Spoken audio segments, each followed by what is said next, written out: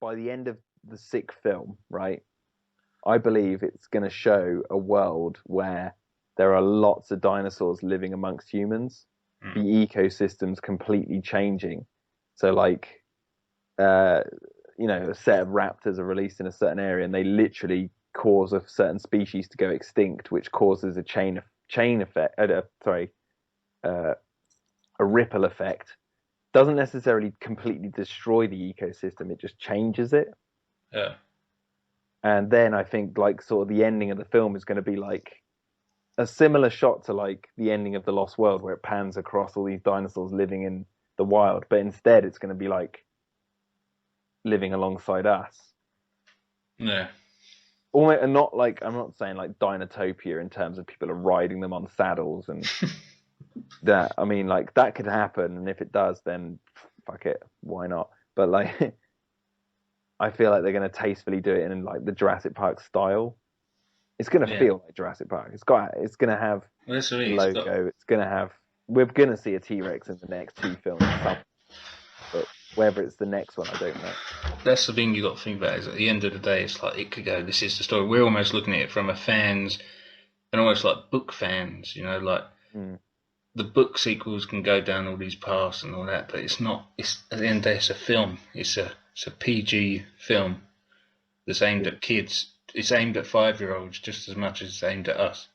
Yeah, there's not going to be like people being shot up and, you know, guts everywhere. Although I know BD Wong expressed in an interview recently that he would like to see Wu get killed in the next film, very similar to how he died in the book. Like, he said he'd love it to be that visceral.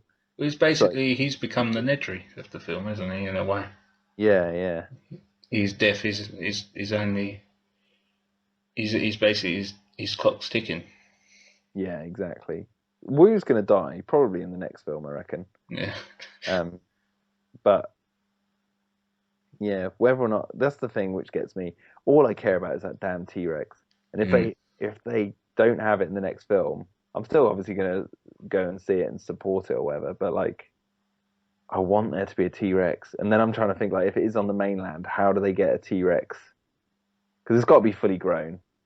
And fucking, they bring it to the mainland, it breaks out off the boat again. Fucking out of all the boats, you bought it on the Ventura again. Yeah. Well, I mean, like, could you imagine like someone growing a T-Rex in a lab, and it breaks out, and then it's like in Scotland, and it's like suddenly walking around. Maybe the government sees, the American government sees the dinosaurs. Yeah. Yeah, it's just weird. I don't know. It's just kind of strange to think like what's going to happen next, and whether we're going to see any more hybrid dinosaurs. Because I don't know how to feel about that. Like, because the Stegoceratops. Yeah, I don't mind seeing that as like on a computer screen as a piece of concept. Like, Wu goes into a lab and it's in one of them fucking cryotubes, like, help me. Yeah. It's that, like, he's got it on the computer looking how it looks, and he goes into the back room and it's like a horn's coming out of his eye socket. And the eyeballs on the end is like, help me. Some sort of hideous snail. I don't know what to do. But like, I don't know if I want to see any more hybrids. Like, the Indominus works. I feel like that the story of like militarized dinosaurs and hybrid dinosaurs has begun and finished with Jurassic World. Like, I feel like that's what Colin was saying as well, because like there's so many. We see the raptors being used for military purposes in this film. Yeah, and we see how it goes wrong, and then they get over it. And the Indominus is the only hybrid, and it gets killed. Like, if they were to bring another one back, it would like completely undermine the message of the first film. Yeah. So I feel like they got to bring dinosaurs back, but it's like as the more of the focus point rather than the hybrid. And it's like, but how? It's that $1 million question.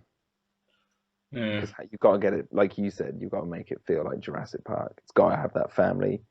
2-hour-long family adventure feel to it, and yeah, that's the thing, because you do go off on a thinking 2 tangent. Wait, yeah, and then that brings you back down to it, doesn't it? At the end of the day, it's got to be a Jurassic Park film that appeals to 5-year-old kids, and it's got to have that marketing value as well, hasn't it? Of merchandise. No one's gonna want to buy fucking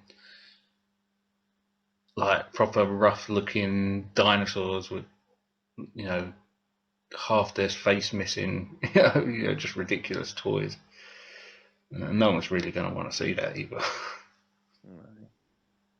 No, it's we're in that stage in the franchise where we were back in '94, like after the first film. Like we all were hearing rumors of sequels. I remember being a kid and hearing rumors of Jurassic Park 2 and being like, oh God, where is it going to be? Are we going to go back to the island? Are they going to get the shaving or the can? Or yeah, like, that was always the thing, wasn't it? Yeah, it's like, where is it going to go? And then The Lost World comes out and it's a vastly different movie, even though it is set on an island. And like, we're back at that, like the park's closed. Where is it going to go? And I feel like that it's in safe hands. I think the next film's definitely going to feel like a Jurassic Park film, but as I keep saying, you just don't know what. The park is closed, but is it closed for good? Is it a clean-up operation?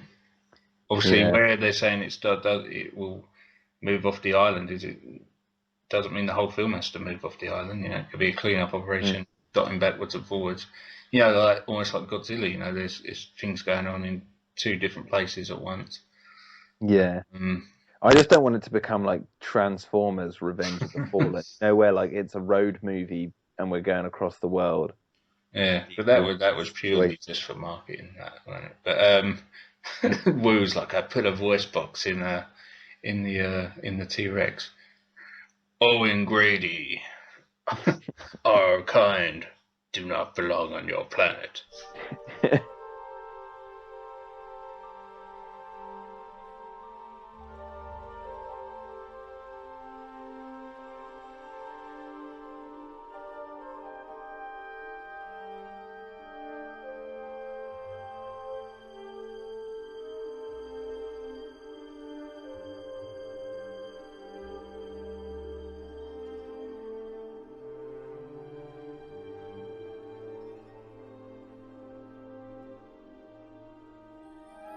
All right, hey guys, welcome to a Jurassic Cast Webisode. I'm joined with Sam. Hello. Yeah, and it's just me and Sam today. We're just going to be chatting various subjects, I guess.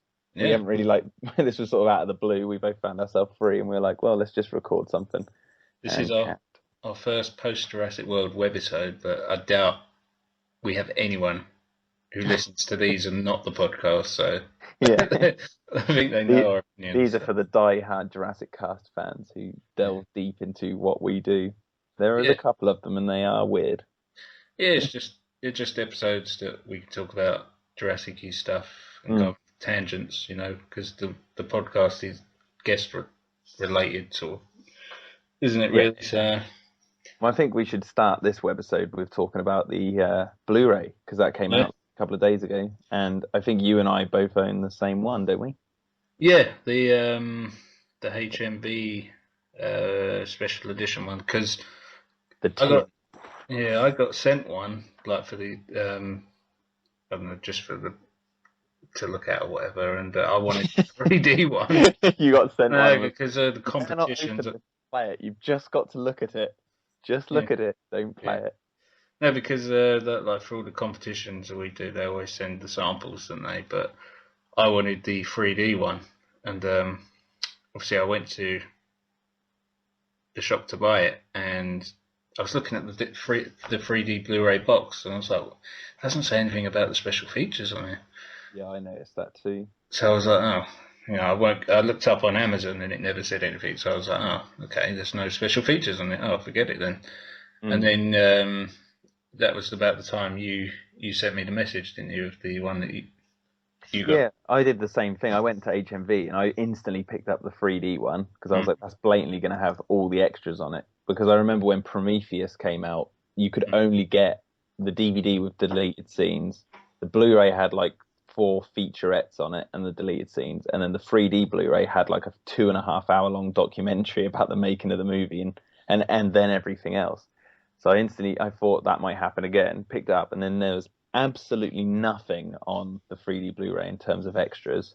Yeah. Only deleted scenes for the DVD, and then in the middle was the regular Blu-ray, and then the HMV exclusive regular Blu-ray. But the funny thing was, the HMV exclusive included the 3D version of the film anyway. Yeah. So it was like, well, of course we're going to pick up the one that has the most stuff on it, you know. But it also happened to be, luckily, and, you know, I thank whoever, you know, chose the design. Thankfully, the HMV exclusive has the logo on it, not Chris Pratt riding with the Raptors, because I do like that image, but I like looking at the tin with the logo on it next to the other Jurassic Park Blu-rays that are literally just... Yeah, it's like the Jurassic... Like the Jurassic Park and the Lost World VHSs were awesome covers. You know, Jurassic Park was pretty much the poster one, the black with the red logo. The Lost World was pretty much like the quad poster, wasn't it? Yeah, the quad poster of Jurassic World, which was pretty much that, and the logo, which was also... And I had the eye, the T-Rex eye looking through through the trees. And then, but the Jurassic Park and Lost World not Blu-ray, DVD covers were awful. Oh, didn't you that foily...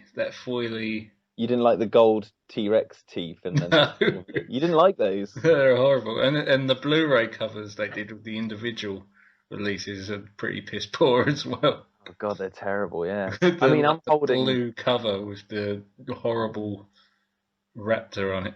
See, I've got the Ultimate Trilogy Blu-ray set for Jurassic Park here, which is like that same. hideous silver with you know, the shiny thing with that. It's got the logo. It's got the logo, which was the logo, because I've got the poster for the 2011 UK re-release of Jurassic Park, and they sort of changed the logo, like the shape of it slightly. Although it's the same, it just doesn't look like it sits right, and that's the same logo they've stuck on.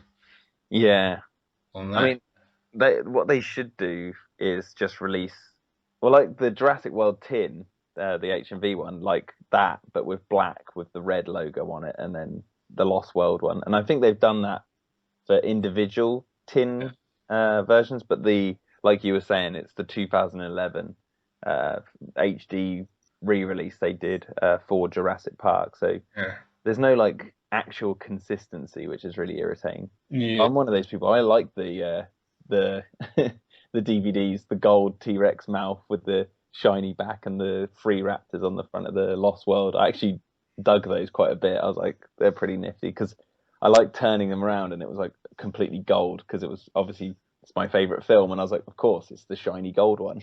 Well, that's the thing I remember, because I went out and got it, that DVD, because it come in like a 2-set, didn't it? It was in like a cardboard box, and I got it the first day, and the cardboard box it was in was pretty cool. I can't remember.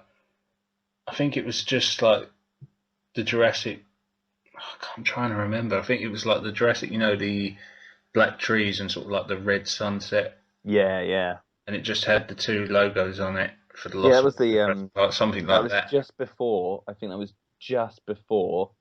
Around the time.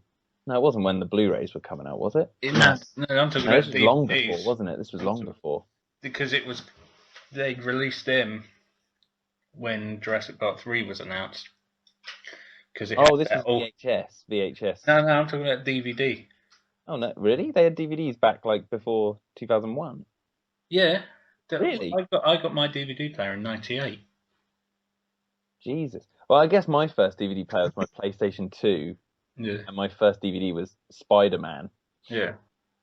I guess it might have been. Yeah, it must have been around for a little bit longer than that. I didn't even know about that. So I think my first DVD, it was like Lethal Weapon. Lethal Weapon 4. It was in them cardboard ones, you know, with and like the really thin plastic ones, CD cases. I've only got one DVD. Oh, sorry, 2 DVDs that are in those sort of cases. I have a Hearts of Atlantis with Anthony Hopkins and Eight-Legged Freaks. Yeah, that was on it as well. Yeah. But yeah, because basically when they announced, it must have been the end of the year 2000. Yeah. Because obviously there was no Jurassic Park 3 trailers out or anything at that point, and that was the big selling point of the DVD. Oh, did it have the trailer in it? Yeah, and it was the Jurassic Park 3 teaser trailer was like a big sticker on the front, and it was that fucking god awful. It probably wasn't. It wasn't even. It was just like silence, and then like there was just a camera running through trees like a forest, but it was just clearly. It was almost looked like the start of, remember the TV show Dinosaurs, where it's stomping through the clearly fake forest. It was that, and it was like lightning, and then it went quiet, and then you just heard like a roar, and it just had the Jurassic Park 3 logo on. I just spent like £30 on this DVD box set for that. Although it was cool because of all the special features and the menus were cool on their own. But I remember the Jurassic Park and Lost World menu screens when they first came on DVD with the raptors walking around the visitor center. Yeah, that's cool. Like they were awesome menu screens. I think Universal now have this like sort of staple, Blu-ray screen, don't they? Where they have all the menu at the left side with clips of the film playing. Yeah, because the wife bought the Back to the Future Blu-ray set for my birthday last month, and it's on there, like the same menu setup. Yeah, they do it on a few of the Universal Blu-rays I've got, and the Jurassic World one I noticed that they've changed, like it doesn't say play anymore; it just has like a load of symbols. And I got really confused when that first loaded up. I was like, I see that as well. Also, as well, that it comes on, language selection. It's in it. It's French first. French audio description or something. And if you're obviously in another room, you put it on and just has a French woman just like babbling on. Yeah, me and my friends, we were trying to watch Jurassic World when I first got it. And straight away and was like, oh shit, I clicked. Well, I accidentally just pressed X on the controller and it went straight through, and then we had to restart the entire thing again. Yeah, one of a guy who we talked to, Steve Hurrell, he messaged me the other day. He was like, "Does your Blu-ray come on in French?" And I was like, "No, obviously I don't know why they've done that." Yeah, they do it on the other ones, on the Jurassic Park Blu-rays. Like it starts. It doesn't come up on French though, in my ones. It comes up on Chinese on mine, I think, and then you have to scroll one down. It might be, yeah. But yeah, I mean, I like the Jurassic World HMV exclusive tin. I actually think it's a really nice little set. I mean, you've got to imagine. How nice would it be though to have, not the Lost World poster we were talking about, but it's like that stony, isn't it? Like the cracked stony. Oh my god, yeah, Lost World one like that. See, because the HMV exclusive one has the 3 claw marks, like dragging through the logo, and that kind of reminds me of the, it reminds me of the Indominus paddock, and I was thinking, what if the background was actually the walls of the Indominus paddock with the claw marks going down? That would have been pretty cool. But I like it. I think it's a neat little set. Obviously, as I've said in the other ones, like I'd have preferred it if there was a commentary on there, but I think Colin Trevorrow knows that now because he put it up on Twitter, didn't he? He replied to that person's comment saying, "I wish you'd done a commentary," and he said, "I was sick of my own voice by the end of it." And then loads and loads of people were saying, "Oh yeah, when you get used to your voice again, you should do a commentary and all this sort of stuff." And then even some high-end journalist people were like messaging him, so he must know. And I'm guessing like that he's might be a time thing. He's probably got schedule. Well, he's got 3 movies in the world. He could fit us in, but he couldn't fit in the commentary for the DVD. and our interview was nearly as long as the film. So. Yeah, well, that's what I mean. It's uncut as well. It's probably another like 20 minutes on there. That's what I say. If people want a commentary, just put our podcast on. Yeah. I'm sure you get all the behind the scenes talk on there. Yeah, but I think the Blu-ray, it feels like they've tweaked loads of stuff. Like they've definitely tweaked the color grade to be a little bit more warmer.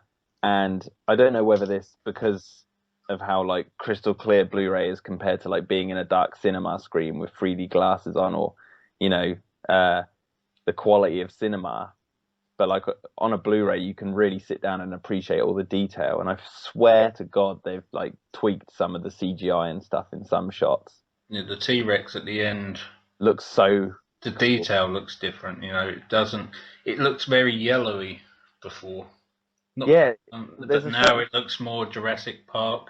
Like the grey, browny color.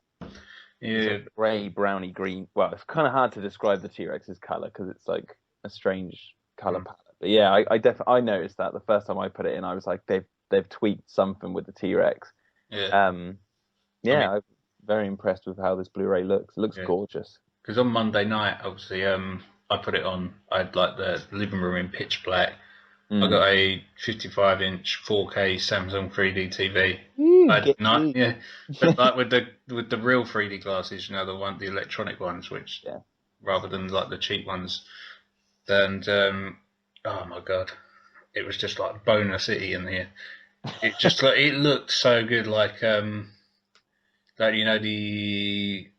raptor pen sequence, like the stand down. It just looked so. It was like with Chris Pratt and the Raptors, where Colby Boothman falls in. Oh right, okay, yeah. And he's like stand down, and it's just like it was like it was in my living room almost, and the oh my God, my favourite scene in the film is still the Raptors running through the jungle, with chasing the Indominus, and then obviously when it flips, with the chase the other way, that whole scene. That's something I want to talk about. I'm going to have to talk about and watch it on your TV or something. Yeah, oh man, it was just so good like that, and I was just, and it looked better than what I remember it in IMAX and 3D. Yeah, I mean, I've always preferred watching stuff at home anyway, because you can control your own environment and stuff. You don't get the sound, you don't get like the atmosphere like exactly the same, but I've always preferred like watching a movie at home, like in obviously it's a different experience to the cinema, but I've always just preferred that, because then you can watch it whenever you want. And at the end as well, obviously the big fight looked awesome. Yeah. But one of my how did the bird foot look? It just still looked the same. It was more of an insult, because it was like it was coming out my TV. It's like, look, I'm in your living room now. I was like, get out. But it's like Freddy Krueger. You wake up in the morning and there's 3 claw marks across your chest. Yeah. I was like, no. Yeah, you dream it like and then you wake up and you're like, it's actually a cat in your chest. But I think one of the best looking shots in 3D at the cinema, other than like the obvious ones, but one that really stood out to me, like the CGI and just the cinematography, like hands down, sort of like a good job to John Schwartzman, is, just after the Indominus gets the Homer Simpson guy. Yeah. And it's sort of like a wide shot, but the crane's in the way, and you can see Chris Pratt, and you can sort of just see the Indominus leaning in to like sniff out Chris Pratt. And you basically see the Indominus, but you don't. But just that, the cinematography on that shot and the CGI is just like amazing. Yeah, it's like I picked out a detail in that exact same shot you're talking about, where you can almost see the full Indominus for the first time, and it's like I noticed that there's a Jurassic. You don't. Yeah. But that shot worked. I mean, it looked awesome on my TV, but that's one. I think that was the IMAX that shot was perfect for. Yeah. I mean, I noticed on the Blu-ray that crane that Chris Pratt's hiding under has a Jurassic Park logo on it. Like, it has the round logo with the T-Rex skeleton like on it, and like little details like that I didn't notice. Yeah. Other little things I've noticed are like when Lowry is looking for the gyrosphere, when he's like, no, they're all accounted for, and then he's like, oh no, wait, there's still one in the valley. Like, there's a shot of the computer system, I think it is that bit, where you can see like Polaroids like on the side of him with other people like smiling, like just little details like that. And I picked up a lot of background things, like when they're running into the visitor center right at the end, or the innovation center, should I say. You can hear like this woman talking over the tannoy, this automated voice saying like, it's always happy hour at Margaritaville. And then there's come to the Winston Steakhouse and try our world famous Chilean sea bass. Yeah. It's like they just did not acknowledge that like in the background slightly. But yeah. No. Yeah. Bloody good. Bloody good to finally have Jurassic Park 4 on Blu-ray. And even like what did you think of the deleted scenes? I think all of them fun to watch, but definitely didn't really have a place in the films. See, the only one I would have actually, I'm happy with the film as it is. I don't really, I'm not too fussed. Oh yeah, wait, this is a good point. What we were going to say, there was something I was going to bring up. Let me just quickly get up. It's to do with the deleted scenes, because someone asked me like, would I have liked to have seen them back in the film and stuff? And I made a point, and I think I should reiterate it again. Where is it? Sorry. Yeah. Fucking hell, where is it? Is that it? Yeah, anyway. I think you probably have to cut that little gap out. Sorry. I think the only deleted scene that I would have put in personally is the one where Zach and Gray are walking through the jungle, and Gray's like, this is what it would be like if dinosaurs never went extinct. Yeah. And he's like, would just be running around scared all the time, and you can hear dinosaurs in the background, and it's like kind of scary. And then and then he shows them walking over the hill, and they look out over Isla Nublar, and you just hear dinosaurs in the background. Yeah. I think that I like that. Do you think when they look over the hill, you would have seen some dinosaurs, but obviously they didn't have? I don't know. I don't CGI in. I don't know if you would have. I think it works with just the atmosphere of hearing the dinosaurs in the background. But then again, I'm not too fussed that it's not in there at all. So it would have been nice to see, like, it's obviously walking through, and they stumble across, almost like when they're in the gyrosphere and the dinosaurs are around, but they walk across and they see it. So it's like a thing of like, oh, we are in their world now. We're in the Jurassic World. But I think it was just a pacing thing when they're having that in the middle of the whole thing. Yeah, I guess just like slowed it down a little bit. Well, half the shots would have been Jurassic Park 3 on the boat, wouldn't it? Really. Jurassic Park 3 had so many pacing issues. It was like that Brachiosaur moment, It's just like we just nearly had fucking all the pterodons peck our heads off, and now they're like, oh look, the dinosaurs. So as they smile, you'd be like, let's get the fuck out of here. Yeah. Grant's like counting his money, like still. But I guess like Zach and Gray walking through the jungle, that ties into like they're not standing in awe at the dinosaurs. They are like just walking through, saying how like terrifying it would be if dinosaurs ruled the earth. Yeah. But yeah, no, I do like the deleted scenes, but I can see why they're gone. And and it's nice to have more than two of them for an entire trilogy. I thought John Schwartzman said that there was only the one with the poo. When we spoke to him, he said there was only one thing we shot that weren't in the movie. Unless the other things were just trimmed off of existing scenes. I don't know. Yeah, or he didn't know that they were going to cut those. It's interesting because like he wasn't invited to watch a screening. Yeah, we know they filmed like a lot more because there's like the bit where in the deleted scene where they're like hiding behind that log, and you can hear the Indominus walking around, and then you hear the helicopter. And there's a bit in like one of the extras where they talk about a scene where that log chases them down the hill. Yeah. So whether the Indominus knocks it down or whether it starts to roll anyway, and they start running away from this log comically. That's what I thought. Like when they get down, they're like, whoa, Yeah, and they did film because they show it in the extras behind the filming it, but alas, it's not in the film and not on the deleted scene. So Jurassic World does fit into the franchise, as in where are all the deleted scenes? Yeah.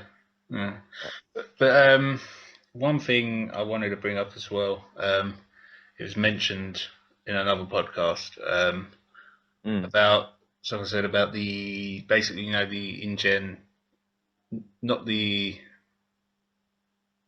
ACU ones, but the other ones. When Chris Pratt and that go after the Indominus with the Raptors, and then there's that team, like the Raptors turn on them. They were like, they were saying someone who was filming that was like they were filming that for like 2 weeks, that whole scene. But it seemed so short. I mean, that is what obviously that fits in my whole favourite scene from the film. And you got to think, like, obviously there was a lot going on in that whole sequence. You know, you got all the it probably took 2 weeks to probably film that little bit. I could imagine. The amount of shots they used and stuff. Not only that, but you got to think there's all the background stuff going on with all the head cams and all that. You know. Yeah. They got to film. Not only have they got to film like the biking sequence, which probably took fucking forever. You know, when they're in the jungle and like the raptors turn, you've got all the headset cams that you got to shoot. So you got to go through all that. You got to go through that scene probably. I mean, how many cameras are on that screen? 6, 7, 8. You got to go through that whole scene and film it like 8 times with 8 different cameras and things like that. Well, there's blatantly, like, obviously tons more footage to that sequence, and probably tons more footage to all the other sequences in the film. Yeah. But, like, you know, we could all, you know, dive down into the bottomless pit of what could have been seen on the screen for any of the films, really, not just Jurassic World. But that would just be going around in circles, because what did we finally get? What did we actually get on screen? Because, you know, I think the raptor sequence just works fine as it is. Yeah. Well, that was my favourite scene in the film. But they also said that something like, it should have been more like Aliens, you know, because that was played out a lot more for the suspense. But the difference is in Jurassic World, the raptors are hunting them. In Aliens, when they arrive at, is it LV 2026? Yeah, LV 46. At Hadley's Hope, if you want to get geeky. Hadley's Hope is the setting. That sounds like such an English name, doesn't it, for something? Hadley's Hope. Yeah, Hadley's Hope. Yes, welcome to Hadley's Hope. Yeah, but the difference is obviously the raptors are hunting them, and in Aliens they walk into basically like a sleeping nest, right, don't they? So they're not being hunted at that point. The aliens probably don't even know they're there until they disturb them. Yeah, so true. Yeah, so that's why the suspense in that scene's a lot more, you know. So, I mean, the scene like with the raptors isn't as scary for us because most of us are like adults and we've seen the raptors a million times and know what they do. But for kids, like I remember going to see Jurassic World with a friend called Charlie. She's the same age as me, but she's not like, you know, into Jurassic Park as heavily as I am by any stretch of the imagination. But I remember her being like in the cinema, like being terrified when the raptors turn around with the Indominus and look back at the humans. She was like, I saw this coming. It's like, of course you did. All right, Malcolm. Yeah.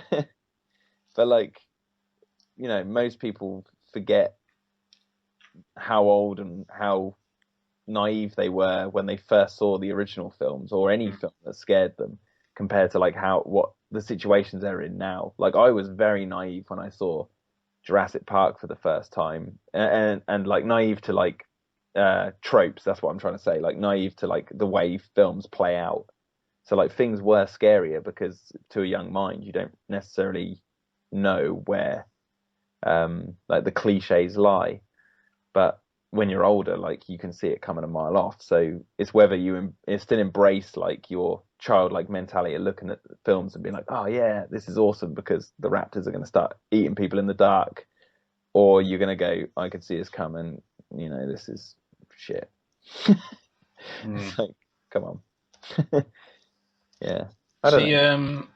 Like, I don't remember, obviously I was 8 when Jurassic Park came out and obsessed with dinosaurs. I don't remember being scared like in the cinema, but I remember just like all the death scenes haunting me, you know, like the toilet scene and the Muldoon, you know, it was just a bit like, you know, like when you're a kid and you just think about it and you're like, I don't want to die, you know. Yeah, I remember being not so much haunted or like looking back at it and being like, oh god, I wouldn't like that. It wasn't like I remember having my stomach turn when I saw Eddie get killed for the first time. Yeah. Because like when he gets pulled apart, I was like, oh god, like that's nasty, like being ripped. Because it was like because the T-Rexes pull him in two so easily. Like there's no effort. They just go like he's done. Like gone. I was like, as a kid, I was like, oh god, and it really showed the power of the T-Rexes. And I just remember that out of all the deaths in Jurassic Park, that's the one that sort of like got me the most, I guess. I mean, the Jurassic World's got a couple, I'd say, but Oh god, Zara's death. I remember because I knew what was coming, but like when that happened, my heart was beating in my chest. I was going, oh god, because the way she's screaming and being like dunked underwater and stuff, I was like, just stop screaming, woman. If you watch the bit where like obviously the mosasaur comes out and like gets the pterodon, you can sort of see her arm, can't you? And it's like moving. So I don't know. Don't get me started on that death. Yeah. Yeah. Talking to that person today who thinks she's still alive. She's dead. I'm gonna call out. Someone on YouTube called Saint Rave is trying to convince me that Zara's alive. He probably knows that you just like a good debate, so he's like, I'm not winding this knob up. But there's a whole Facebook group. If they're really like, if he's What's really it trying called? to Save Facebook group, facebook.com/groups/Zara lives. Zara. I can't see it because I'm not on Facebook, thank God. But like they reckon that 79 people. They reckon that the lady who plays Zara confirmed it herself, and it's like some pretty cool behind the scenes pictures of them filming that scene. Yeah, and they've got BDH Network watermark on them, who I think is someone on Twitter that follows us. Yeah, they put up all like the extras and stuff. They put up on their YouTube channel. For those of you who want to know, they put up all the Barbasol extras. You know, there's like another Blu-ray out there which has like another set of extras on it. Oh yeah, the Barbasol extras or whatever they called. I think Sainsbury's. I think it was like in America it was the Target bonus disc, and over here it was the Sainsbury's bonus disc, wasn't it? And they were all right. They were pretty cool. They would talk about like props and stuff, and but they were pretty much what we've seen online. They were just like extras that they'd released online to an extent. Yeah. But it's funny because obviously, you know, Jurassic World used one animatronic. There's not like a whole chapter in the making of about how they built the animatronic dinosaurs. There's like one tiny section where they talk about the Apatosaurus. And that I guess out of all the extras, that's the thing I noticed the big difference lying. I was like, I kind of do miss like an extra on the Blu-ray or DVD where they talk about building the dinosaurs and stuff. But then again, Stanwich and Score put a load out, so. Yeah, and also not to mention like it's times have changed and it's like legacy effects have done, you know, did the Apatosaurus and the rest was all CGI. And I was like, today they released a breakdown reel from Imagine Engine VFX who did some of the effects in Jurassic World. And I don't know if you've seen that yet, have you? No, but I'm on this Zara Lives page and someone's actually cosplayed as just walking around as in her like black jeans and like a light blue waistcoat. So unless you know and remember Zara's character from Jurassic World very, very well, you're not going to guess the cosplay. It's not like when we were the London one and we was like, oh shit, it's Dodson. You know? Yeah, Sam, I'd just say definitely check out the Imagine Engine VFX breakdown of Jurassic World. It's so awesome. They show you breakdowns of visual effects shots. Is that the one you tweeted it today, didn't you? Yeah. There's a really cool one where they show like Chris Pratt walking alongside the dying Apatosaurus, and it shows you how it goes from CGI into the animatronic and how that is. It's really cool. Yeah, well. But anyway, back to Zara. Just quick. I was reading up. I've been seeing this since the film came out, but like I've been seeing people saying that like maybe no one talk about Zara. Like why didn't Claire go, "Where's Zara?" to the kids, and then she didn't know that she was dead.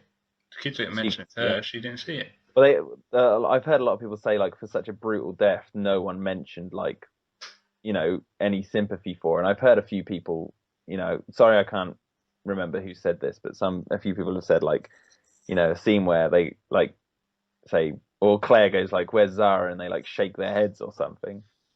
But you know, okay, the kids probably could have mentioned her, but there's really no point. like Claire wouldn't necessarily ask for her. She might think she just got lost in the crowd, and then later on would find out about it. I mean, Hammond never ever asks where Gennaro is.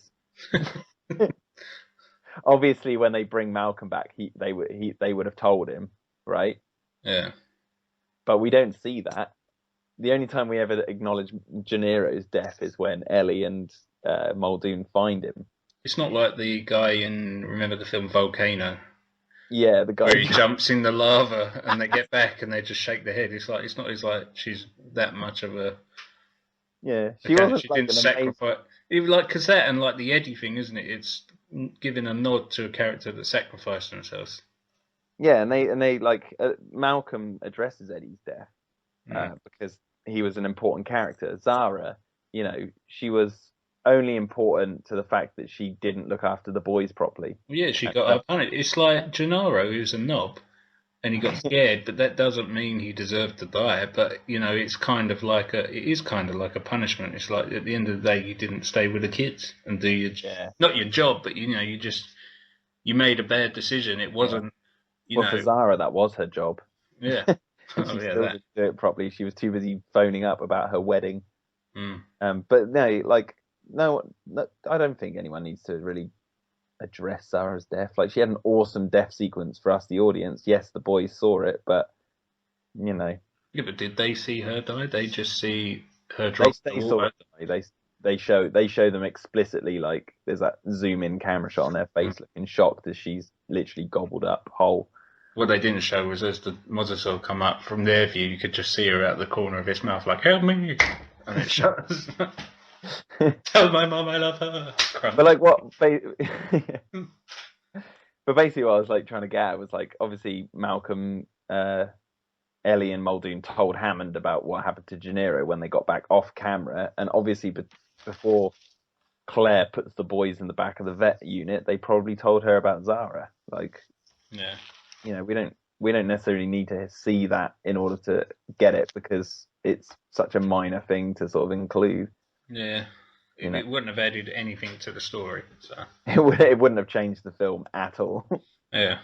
But like, obviously, if it was in there, I wouldn't be saying anything. But the only reason I'm bringing this up is because I've heard so many people talk about Zara recently, and I was like, I didn't even realize she was that like a fan favorite. Like, all these people making Facebook groups and stuff. Like, what did she bring to the table? She had an awesome death sequence.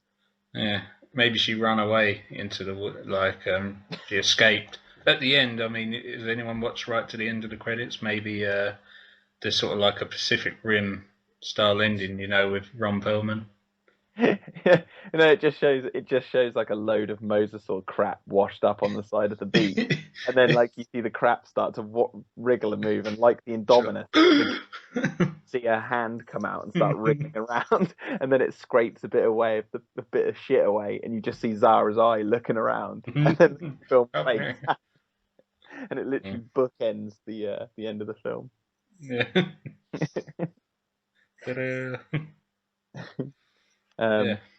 Anyway, Blu-ray's really good. We have a question. Oh no. Let me get my not question out of the way. You want to do that first? Yeah. I'll just give people more time to. If you're listening to this, I'm going to finish it next week. We're giving away a signed. It's sort of like a Jurassic World ticket for like when the film come out. Odeon were giving them out. They were just, like they were giving out at the IMAX the was it the pterosaur? Yeah, they were posters. The IMAX, the fictional IMAX film that showed. Yeah, and basically they were giving away like park tickets. And I got when we see Frank Marshall in London the other day for that interview. If you haven't watched it yet, we got him to sign a load, and we're going to be giving them away. So there's if you go on our Twitter, I'll also put it on the Facebook. We're going to finish it next week, so you've still got a bit of time to win that.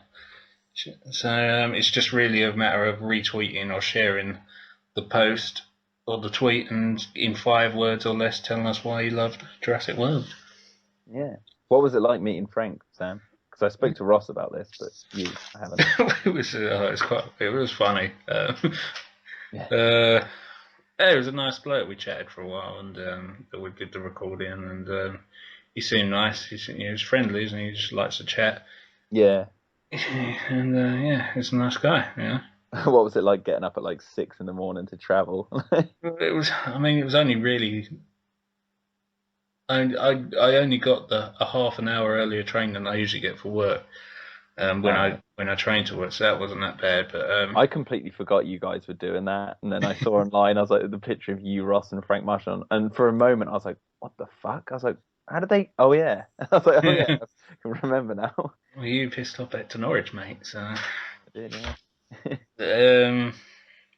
Yeah, no, it was good, and they had the giant mosasaur, which I know people might enjoy this little bit of gossip. I was talking to Lynn, who's one of my contacts at Universal, after we were having a chat for a while. We was talking about Jurassic World 2, and I asked her, what are you doing about the mosasaur? And she goes, I was probably going to go to Orlando, so they're going to probably stick it by the lake they've got there out at the front of the visitor centre. But it had to come to London first. It was made in this country, wasn't it? Like the raptors. Oh, were they made in this country? Yeah. Yeah. Those raptors are now in Germany. Are they? Yeah, like literally 4 hours ago, Boris Kopp on Twitter posted a picture saying Germany celebrates the Jurassic World Blu-ray premiere at the Mall of Berlin. Mm-hmm. And there's literally the 4 raptors with the InGen thing, and then they've got all these eggs on podiums all around it. They're ice eggs, and they have Jurassic World vouchers inside. And Boris Kopp said that visitors were allowed to dig up the vouchers out of these eggs and win some goodies like a DVD, T-shirts, and instant discounts. Wow. There you go. That's what's happening as we record this. So it's nice to see with Jurassic World. I love winding my kids up. Sorry, every time, like my son, he's got he's kitted out in all the Jurassic World stuff now, but he's still got a load of Jurassic Park T-shirts that I bought him over the years. And every time I say, are you going to put your Jurassic Park T-shirt on? Right, and he's like, Jurassic World. And I'm like, no, it's Jurassic Park. Jurassic World, no. He's like, see that, I'll say that could be a problem. That's us like 20 years ago. Someone said something different. That could be a problem because kids will slowly forget that Jurassic World is Jurassic Park 4. And they'll be like that. They'll see a divide, and it's like, no, it's all one thing, man. Well, that's the thing. You got to think. Obviously, we pretty much knew it anyway, but a lot of people was like, "Oh, Frank confirmed it in our interview that Jurassic World, the park, is actually closed." I mean, you'd be an idiot to think it wasn't closed, but well, not necessarily. I mean, zoos have had huge attacks, haven't stayed open. I think it was the San Diego Zoo had. but InGen as a company is just like, for fuck's sake. Yeah, it's the company. I don't know how they're still going. But the park could have stayed open because you got to look at it this way. Like, as far as the tourists were aware, it's like it was, just pteranodons that attacked. They didn't know anything about the Indominus. But the problem is the park is closed now because the T-Rex is out and the Raptor is out, and plus, everything's gone to pot thanks to Vic Hoskins and, Claire. Yeah. But yeah, I mean, I'm not surprised that it's closed either, as well as open. So. Yeah, but if the park's closed and that, obviously we've seen with the Lost World, there's no reason to have any relevance to Jurassic World in the name, like Jurassic Park. The Lost World was called The Lost World and not Jurassic Park 2 because it really had nothing to do with Jurassic Park as a place, did it? It was a lost world. Yeah. Well, it did have Jurassic Park in the title, but like Jurassic World, the sequel to Jurassic World will have probably something in its title like that to let you know it's part of Jurassic Park. I mean, I'm not saying like it's going to be, Jurassic Park 5, Jurassic World 2, or something like that. It's definitely going to be something like Jurassic World subheading or new title in little letters, Jurassic World. Like, it was. What did I say? It was like Jurassic World 2 or Fifth Blood or something. Like because of the fifth Jurassic Park. Yeah. Um, It's like Disneyland. That's the whole joke, isn't it? Because it's like Disney. You had Disneyland, and then they've got Disney World. We had Jurassic Park. Now we've got Jurassic World. They're one and the same, but they've got like different levels of like how big the theme parks are. If you know what I mean. Like Jurassic Park was a smaller. At the time we saw it being built in the first film, it was a smaller place in terms of like how much they had going on because they hadn't built it yet. But Jurassic World is a fully functioning, complete theme park. So that's hence the world. It's a hard one though. Yeah. And plus, if you read the Masrani backdoor, we even wrote that Masrani said that Park feels too small and 80s. Yeah. Yes. Should we answer this question then? Yeah, but fuck, I had a really good question, but now I forgot. I had a really good thing that I was going to bring up, but yeah, talk about the question first. It's going to be a simple one to answer. Job Alex Ang or Job Ang on Twitter has asked, he'd be interested to hear a canon discussion, especially from your perspective, talking about my perspective with the stuff we did for Masrani. I don't particularly want to go too much into Masrani because I'm sick of hearing myself talk about it with Tim. But but whatever we wrote on the website is what we consider to be canon. Whether anyone else takes it as canon or not, then fair enough. We don't mind what you do with it. You do what you want with it. The only thing we messed up on was the dates because no one can date when Jurassic World's set. Whether it's in June because that's when the film came out, but there's snow and then there's Christmas songs, so it must be December. But then the Masrani website said it's in July.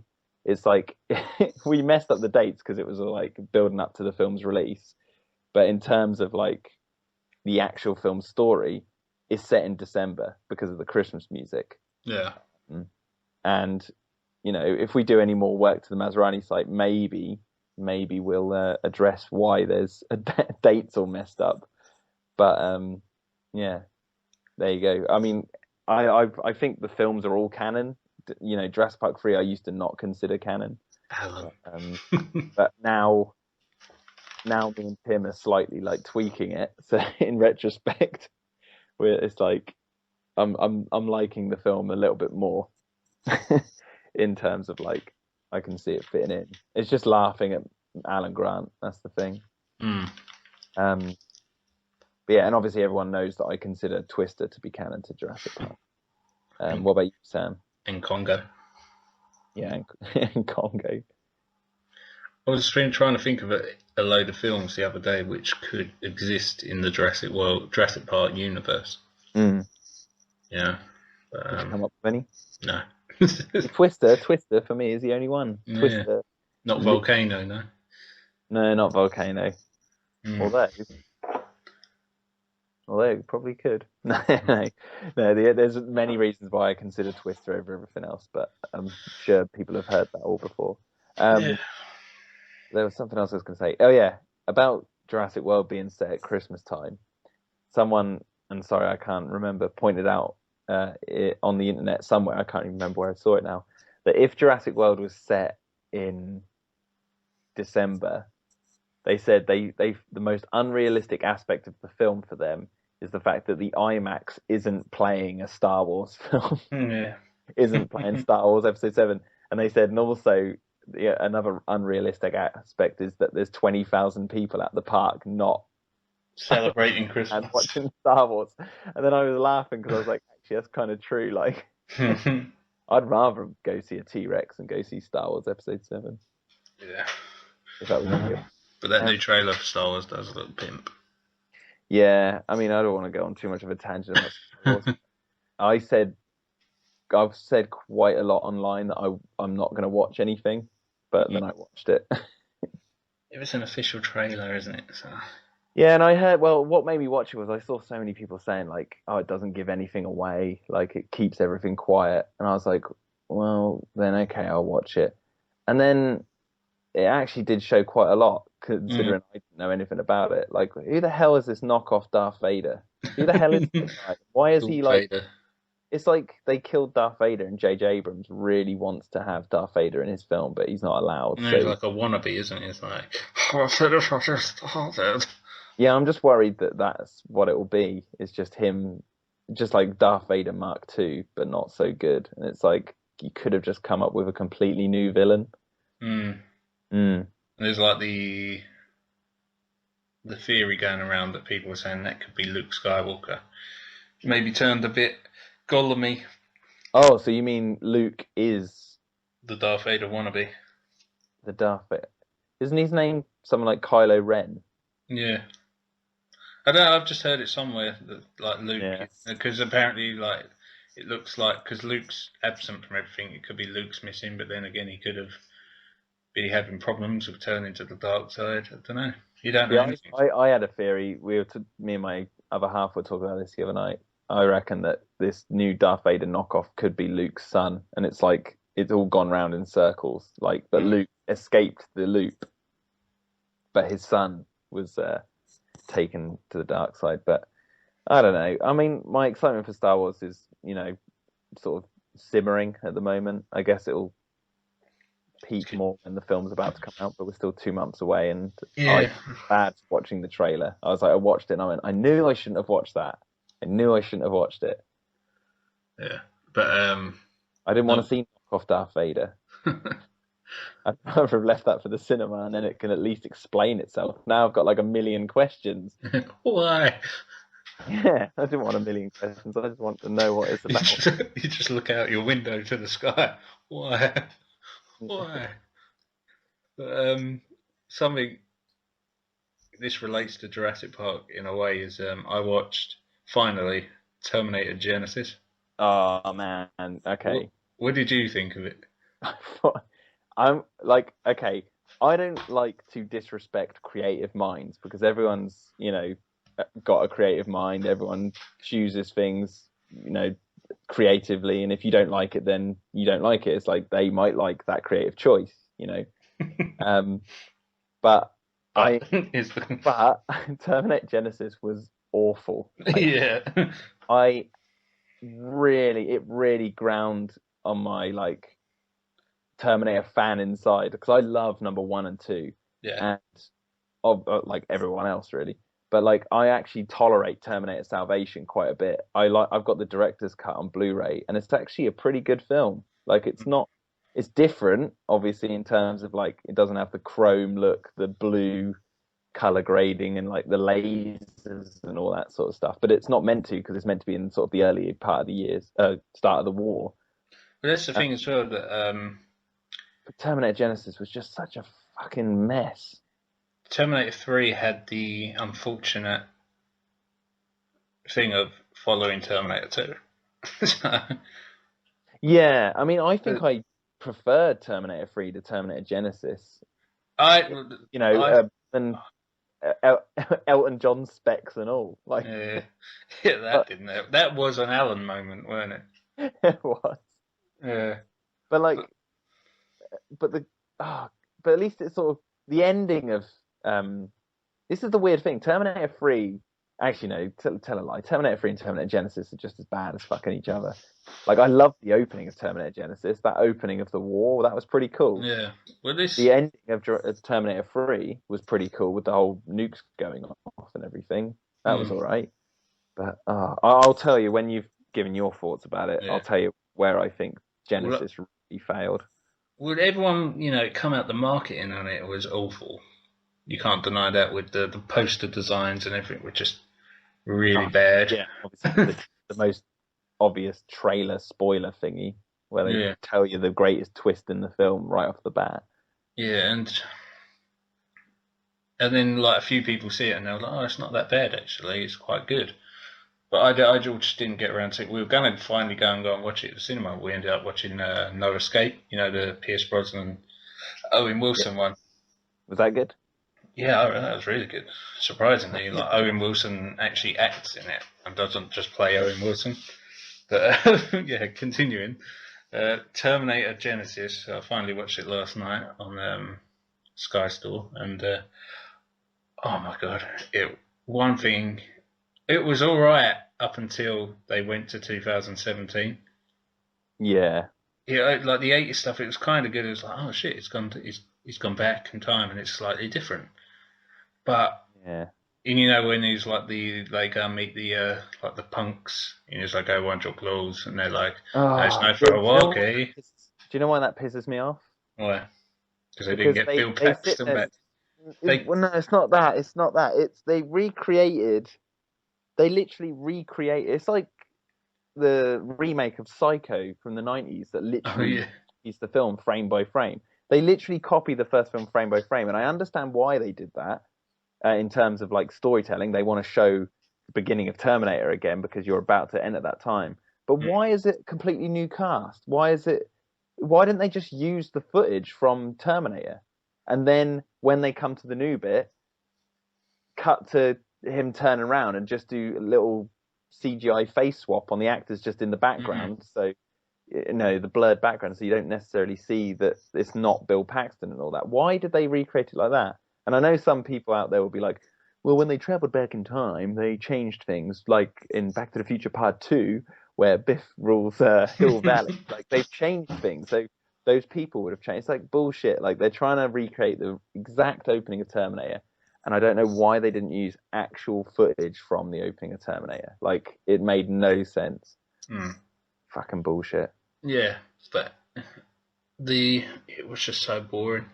It was boring after that. It was really boring, right? And the Sarah Connor Chronicles got a bad rap, which wasn't half bad. But this was worse, and the casting was atrocious. See, who was it? The guy who played Kyle Reese. He just seemed so whiny to me. He was like, "Oh, Sarah, I gotta save you," and it's like Michael Biehn was awesome. Yeah, he was. He seemed scarred, like he was like, like he seemed believable. But the Jai Courtney, or whatever his name is, just he was just annoying. By the way, sorry to interrupt. Have you just seen what Sick Triceratops has literally just tweeted? No. Because it's Jeff Goldblum's birthday today, by the way. Happy birthday, Ian Malcolm. Yeah. He's just posted this hilarious GIF. Let's have a look. I'll go look now. You're going to get a live on-air reaction. It's so stupid. Happy birthday, Jeff Goldblum. Oh no, that's the wrong thing. I've opened. Don't you hate that when something loads and then it moves down?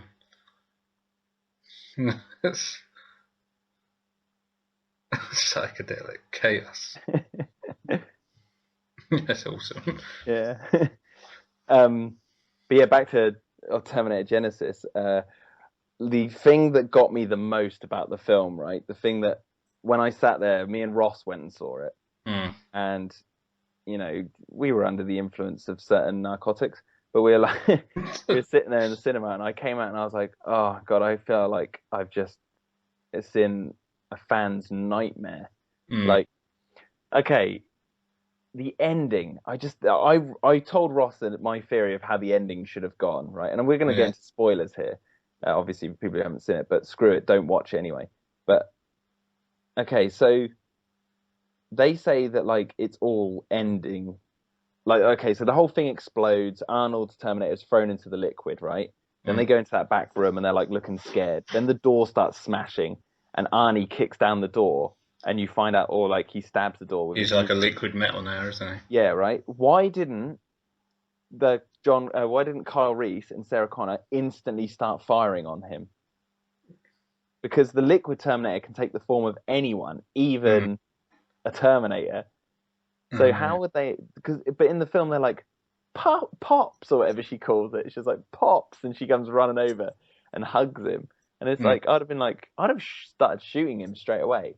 But then not only that, like they then say, oh, it's all over, it's all finished. And I was sitting there in the cinema going, no, it's not, because Arnold's still there. Terminator. He's Terminator. Don't you remember the ending of Terminator 2 where he's basically like, oh, it's over, it's finished. And then he's like, no, there's still one more chip. And then he points to his head.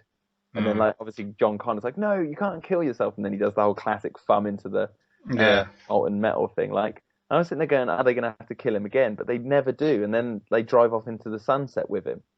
Now, I was thinking, well, why didn't he send himself back? Because we never found out who looks after Sarah Connor. Yeah. At all, do we? We never know who sent the Terminator back to look after Sarah Connor. I thought, what if the ending of this film was he sent himself back to go and look after Sarah Connor? And it was like, that was like a paradox. That Terminator was caught in a loop. But then when he went back, he was young, or like he would be sending a different variation of him back. Yeah, like each however time it play out. Yeah, exactly. So because like it was it was the 84 Terminator that went back to her in the beginning, wasn't it? Yes, and then this time, like, it would be a liquid grey-haired. And I would be like, so there you go. There's your ultimate protection from all the other Terminators. You've constantly got this Terminator who's upgrading himself in this constant time loop. And I was like, well, there you go. Like, I've just fixed the ending of the film. Plus, they get rid of having a Terminator chip in their timeline. Do you know what I mean? Yeah. But then I just couldn't be bothered to think about it too much anymore because the film was just awful. Yeah. This is how it relates to Jurassic Park 3. Jurassic Park 3 is a better film than Terminator Genesis. Yes, it is. Yeah, hands down. And it was just the casting was atrocious. They almost, not the actress, but they pretty much cast the character who's the girl in Tomorrowland as Sarah Connor. Do you know what I mean? She's not Sarah Connor at all. She's no part of her character. Yeah, you know, like the girl, what's her name? Like Bree Robinson, like that sort of just like a teeny bopper. It's the girl from Game of Thrones, isn't it? Like, yeah, I know it is. I was just saying, like, the character-wise, they've just hired some, like, teenage... I know, no offence to her, but it was just a bad casting. Yeah, I mean, I guess, like, it was just awful. Like, it just didn't feel... Even the guy who plays John Connor. He's the guy in Planet of the Apes, the second one. Yeah, and he's a great actor. Like he was awful in it. He's really bad. And what was with I always forget his name. He was the newspaper guy in the Sam Raimi Spider-Man. Oh my god. Forgot his name as well. Oh, Simmons. Yeah, J.K. Simmons. J.K. Simmons. What was that about? It's just like... Well, he's meant to be playing that dude who's in Terminator 1, 2, and 3, isn't he? Yeah, the psychiatrist who goes when he sees him in number 3, he's like, oh, like at the funeral, at the something, at the cemetery. See, what someone needs to do, if they're going to do another Terminator, what they need to do is show us a side of the war that we haven't seen yet. Like, show us a side of the war where I don't know, like a Terminator is sent back in time to the 1500s to take out Sarah Connor's great grandmother.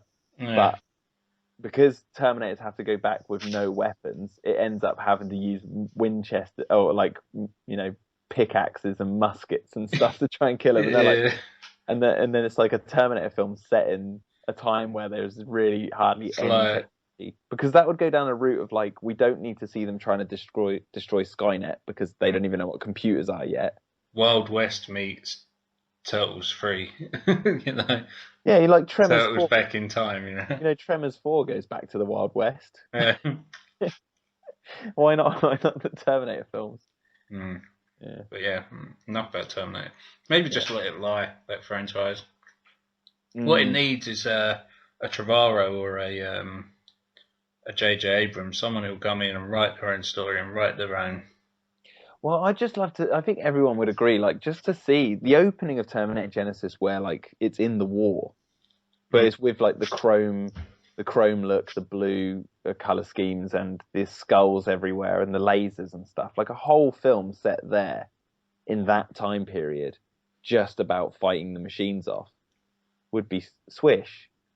Terminator Salvation tried to do that, but it failed in terms of it was set at a time before that, so it just looked like it could have been a war today, aside from the robots, obviously. Why does everyone hate Terminator Salvation? I think they don't like the casting. It's a lot fucking better than Genesis casting. Way better than Genesis. I like Terminator Salvation. I even really liked it when it came out. Have you seen the director's cut? I've got the Blu-ray. It might be the director's cut. If it's got the director's cut, I'd say watch it, because it's got a topless scene in it that they cut out. It's like that's why it went 15 to a 12. But like, it's just little bits here and there they add. It's an all right film. It's not nowhere near as good as 1 and 2. Oh no, but yeah, Salvation's better than 3, and 3's way better than Genesis. Yeah, I mean, 3 I could probably watch way more than Genesis, because Genesis was just too long and dull. The only thing I actually really liked in Genesis was the fact that they killed the Liquid Terminator with the acid bath. But then I was like, but seeing that in the future setting would have been much cooler and made much more sense than, 3 just suffered that fate of, is the third movie following an awesome first 2, just like Jurassic Park 3. And it was that time, wasn't it? It was almost they were sort of just putting anything out, any franchise, reviving it with some special effects, and it, unfortunately, with a director for hire on a story that had been changed 17,000 times. Terminator 3 fell victim to that. It was a sign of the thing of the times, a victim of the times, if you will. Almost, like Fast and Furious, the first one, it's all right, but Fast and Furious 2 was just something else pumped out there, director for hire, just to put it out there with some cool special effects. Do you know how many people who are listening to this, if they are, who are fans of Fast, Too Furious? Fast, Too Furious is the best in the franchise. Yeah, or none of them. Yeah, that's the lost world of Fast and Furious films. If you go, they were just putting every kind of property out. They even put out Michael Crichton's Timeline, and it was shit. Yeah, I still haven't seen that film. I've got the book, and I still haven't read it. I don't know. But Terminator Genesis, you're right. They need like a Colin Trevorrow to come in to like go, I understand this franchise. I know what the fans want to see. Let's reboot it and let's do it this way, because that's how they bring a franchise back, because Jurassic World's one of those films where it's like, it's come out, it's a reboot of a franchise, so it's changed the name, but it's also, not changed anything in terms of like, it's new but not. It hasn't contradicted the previous films, apart from like, maybe designs, I guess, and stuff, but like, they've brought it back, and it's a massive, massive success. And 9 times out of 10, people say it was actually a damn good movie. Yeah. And Terminator Genesis wanted to be the same sort of thing, and it just failed. It's just failed. And Star Wars Episode 7 is yet to come out, so we'll have to wait and see. But I think Star Wars Episode 7 as well. It's not suffering. It doesn't have to follow. It's not having to follow a really good film or a set of films. No, it's following prequels. Yeah. Yeah. But yeah, so. Yeah, but yeah, that's all I have to say about Terminator Genesis on the Jurassic Cast Podcast. I'm just trying to think of any subjects we can talk about. I got a question. I had a really good subject. I fucking forgot it. I should have wrote it down, but I haven't got a pen. One thing I wanted to bring up, see if you can wrap this up. I probably know what you're going to say anyway, because is at the end of Jurassic Park, when they're on the helicopter, the kids are sitting there cuddling Grant, and not Hammond. You'd think when he got them back, you'd be like cuddling him, like, oh shit, they're alive. I'm fucking so glad. But he seems more concerned that his dreams died instead of his grandkids. Well, he didn't go out. He didn't go out into the park and look for him, did he? No, he just sent Muldoon. Yeah, I mean, at least Claire in the new film, she went out looking for the kids. When Grant and when Hammond and Malcolm pull up outside the visitor centre at the end when they're all running out, they weren't on their way to get them. They were on their way to the helipad on their own. Oh shit! Look, there they are. Oh fuck! Might as well stop. Yeah. I mean, guessing all seriousness. Hammond's driving and he's like, Malcolm's in the back all weary, and Hammond sees him and he's like thinking in his head about Malcolm. He's like, don't see him. We can keep going. Oh, there's the kids. Ah, shit. He just drives past. Fuck you, Ian. You know, when he just drives past with his middle finger up. Actually, no, he pulls up outside the visitor centre as Grant's running down the steps, kicks Ian Malcolm out, and just drives off. And they're like, Hammond! No! He's like, fucking Malcolm, I'll get him back one day. Cut to, I've sent Sarah to his little sauna. Yeah, but, yeah. I think like the kids are hugging Grant because they've been with him for 24 hours and he's managed to, you know, save them. And they've like got this sort of, oh, this guy keeps us safe, so they're in for dear life. It'd been funny in the Lost World if they came down the stairs like before they saw Malcolm. They came down and were like, oh, Malcolm, hello. On their t-shirts are like pictures of Sam Neill's face. They're holding copies of his book. And Malcolm reads it and he's like, there's not one mention of chaos in here. Not one. And he throws it down. There's a lot of pictures. A question from Scorpio Dino 16. Your opinions on the Jurassic World toy line, and just tell everyone that they are all awesome. They're not. They're pants. Yeah, they're pretty naff. That's all we have to say about that. Like, dare I say it, I think the closest thing to Jurassic World toys that have come out, which are the best, are probably those statues that come with the Blu-ray. Yeah, but even I've seen close-up pictures of them, and the painting looks pretty naff. Are they? They look plastic though. Are they China or are they? I think they're plastic. I'm looking at a picture someone's just posted up now of the Indominus. It looks pretty good. It's just the teeth. The teeth look just a bit too like, the paint's just a bit like splodged on, but the rest of it looks pretty nice. I mean, I've got the Jurassic Park one with the gates with the T-Rex bursting through it, and I'm actually going to sell that on eBay because I don't really want it anymore. You've grown up, Jack. The T-Rex looks naff on it though. Like, I'm looking at it, I'm like, that looks bad. Like, I bought that because I was all hyped up at the time. But yeah, I don't know. I the statues are better than like what Hasbro had to bring out, and I don't know what that says about the current Hasbro toy line. But you know, I'm from what I've heard, they're definitely cogs are turning behind the scenes to probably, you know, change things. I think they, from what I've heard from other people saying it, things are definitely changing. So who knows what's going to happen? Yeah. Yeah. I don't own any of them, so let's just put it that way. Yeah. Well, I've only got the ones they sent us, which my son has. But yeah. The what are they called? Them puppet hands were proper shit. Like the paint will come off it in like 2 days. So it's now just green. That's because you've got to stop rubbing yourself with them, Sam. Yeah, that as well. I just imagine you sat in your bed at night looking over at them and looking down and looking back again. Yeah. But is there anything else going on? There's one CGI shot in the end battle that, I don't know, it just stands out really odd to me. Are you talking about the Jurassic World, yeah? Yeah.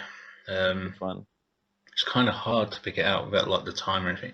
But you know when sort of like the T-Rex and the Indominus start roaring at each other, and the Indominus like roars and goes towards the T-Rex. It's not that continued shot where it pans side to side. It's sort of like that, and then it cuts to the Rex coming towards him. Yeah. But it's like sort of like a head level of the Rex. Yeah. And I don't know. It just seems weird to me, that angle. I don't know why. This is just me being. Yeah. like the couple of times I've watched it now, like on Blu-ray, I've just been like, oh, that shot really annoys me for some reason. I'm not going to go on Twitter and be like, fuck this shot. It just seemed a bit odd compared to the rest of it. You know, because I suppose the whole time it's almost like the camera's in motion, moving about, following, like tracking the action, but that is almost like a still shot of it. Yeah, I guess what you mean. Like it's kind of like a horizontal shot. It just seems out of place to me. Mm. Yeah. I like it. More T-Rex, but more T-Rex the bear. I think the T-Rex, like, I'm with everyone else. Like, when it steps away after the Indominus has been eaten by the Mosasaurus, it steps back to look at, like, Blue. Yeah. And because it opens its jaw slightly, its chin looks kind of big, because its mouth's, like, gaping open a little bit. Oh, what? Yeah. Yeah, that's the only shot where I'm like, the T-Rex's face looks a bit weird. But then again, I'm just thinking, is that just because we've never seen it from that angle before? Yeah, but it's a similar angle to when Gennaro's on the toilet. That's a good point, yeah. Just put it down to the age, the 20 years. Yeah. But that's the thing, like, I know ILM had to build the T-Rex from scratch. Like, that's not the same model. They had to, because they didn't own it. They don't own the same model anymore after all these years. So they had to, like, completely redo it. Yeah. And I think, like, to me, it looks like the one from the first film. It looks like a lot of angles it does. Some angles it doesn't. Yeah. And I think Jurassic World, especially on the CGI level, is getting a lot of, like, I'll use the word complaints or criticism for its CGI in places. I mean, there's a lot of positives for the CGI in the film, but I think, like, a lot of people are criticizing it because, you know, the first three films were made 4 years apart from each other by a company that was still learning, you know, what they were doing. It's all the same team. And blending it with real film. Whereas now we're, you know, 14 or 20 years later, however you want to look at it, later, and the effects house, especially computer graphics, has changed so much because it's not just one company does it anymore. It's like 15, 16 companies do it. And they all work together to try and make it, like, not necessarily look as realistic as possible, but, like, just to get it to look passable in a way.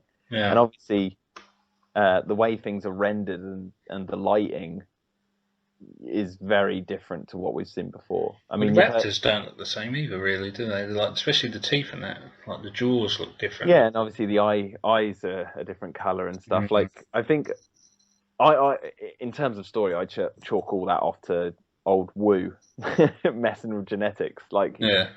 And as they say on the Lego Jurassic World website, they all have different stuff in them. But, like, I love... I just remembered my question, sorry. I absolutely love that we see the dinosaurs in just the brightest sunlight where they can't hide any of the effects, like with smoke or, you know, dust or stuff in the way. Because you watch, like, Pacific Rim, which has a shit ton of CGI, and it's done by ILM. And obviously a lot of that is hidden by water, by rain, by lighting. Like, they hide a lot of it in, you know, the inaccuracies in the CGI. And they do that with the original trilogy as well. Like, the, you know, the dinosaurs are barely outside in terms of bright, harsh sunlight. I think the closest we get to it is, like, the stampede in The Lost World, in the dust. And then even then, if you look at it, if people watch that movie and go, the CGI is 100% perfect, and then look at the Jurassic World stuff, it's like they look pretty similar, like, in terms of how well they're rendered with the footage, because the human eye will always tell when it's fake, because you know it's not real. It's like Jurassic Park, and also you can always tell when it, like with the Rex and the Raptors, you can always tell when it's CGI and when it's the puppet. Yeah, you will always do that, and when people suddenly, you know, start to get over that fact, then they'll sit back and go, well, okay, what's the story telling me, rather than sitting there and going, you know, oh god, that's CGI, oh my god, oh, it took me right out of the film. But that's what I mean, until, like, when there was trailers and clips online, until they confirmed that it was pretty much only the Apatosaur, dead Apatosaur or dying Apatosaur was the only animatronic on there. There was a couple of shots And I'm still not convinced to this day that it's CGI, is when Owen's lying under the truck and the sort of like the Indominus is like sniffing him out.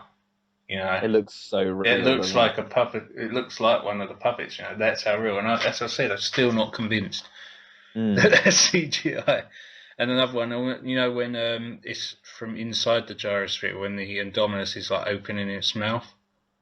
Yeah. To, you know, like bite down on it. It reminds me of the scene of, you know, when the Rex is coming into the top of the Jeep, you know, with the kids in. Yeah, yeah. Like with his mouth open. It reminds me of that. Yeah, yeah. I basically just talking about the CGI was like, you know, they say it in the documentary on the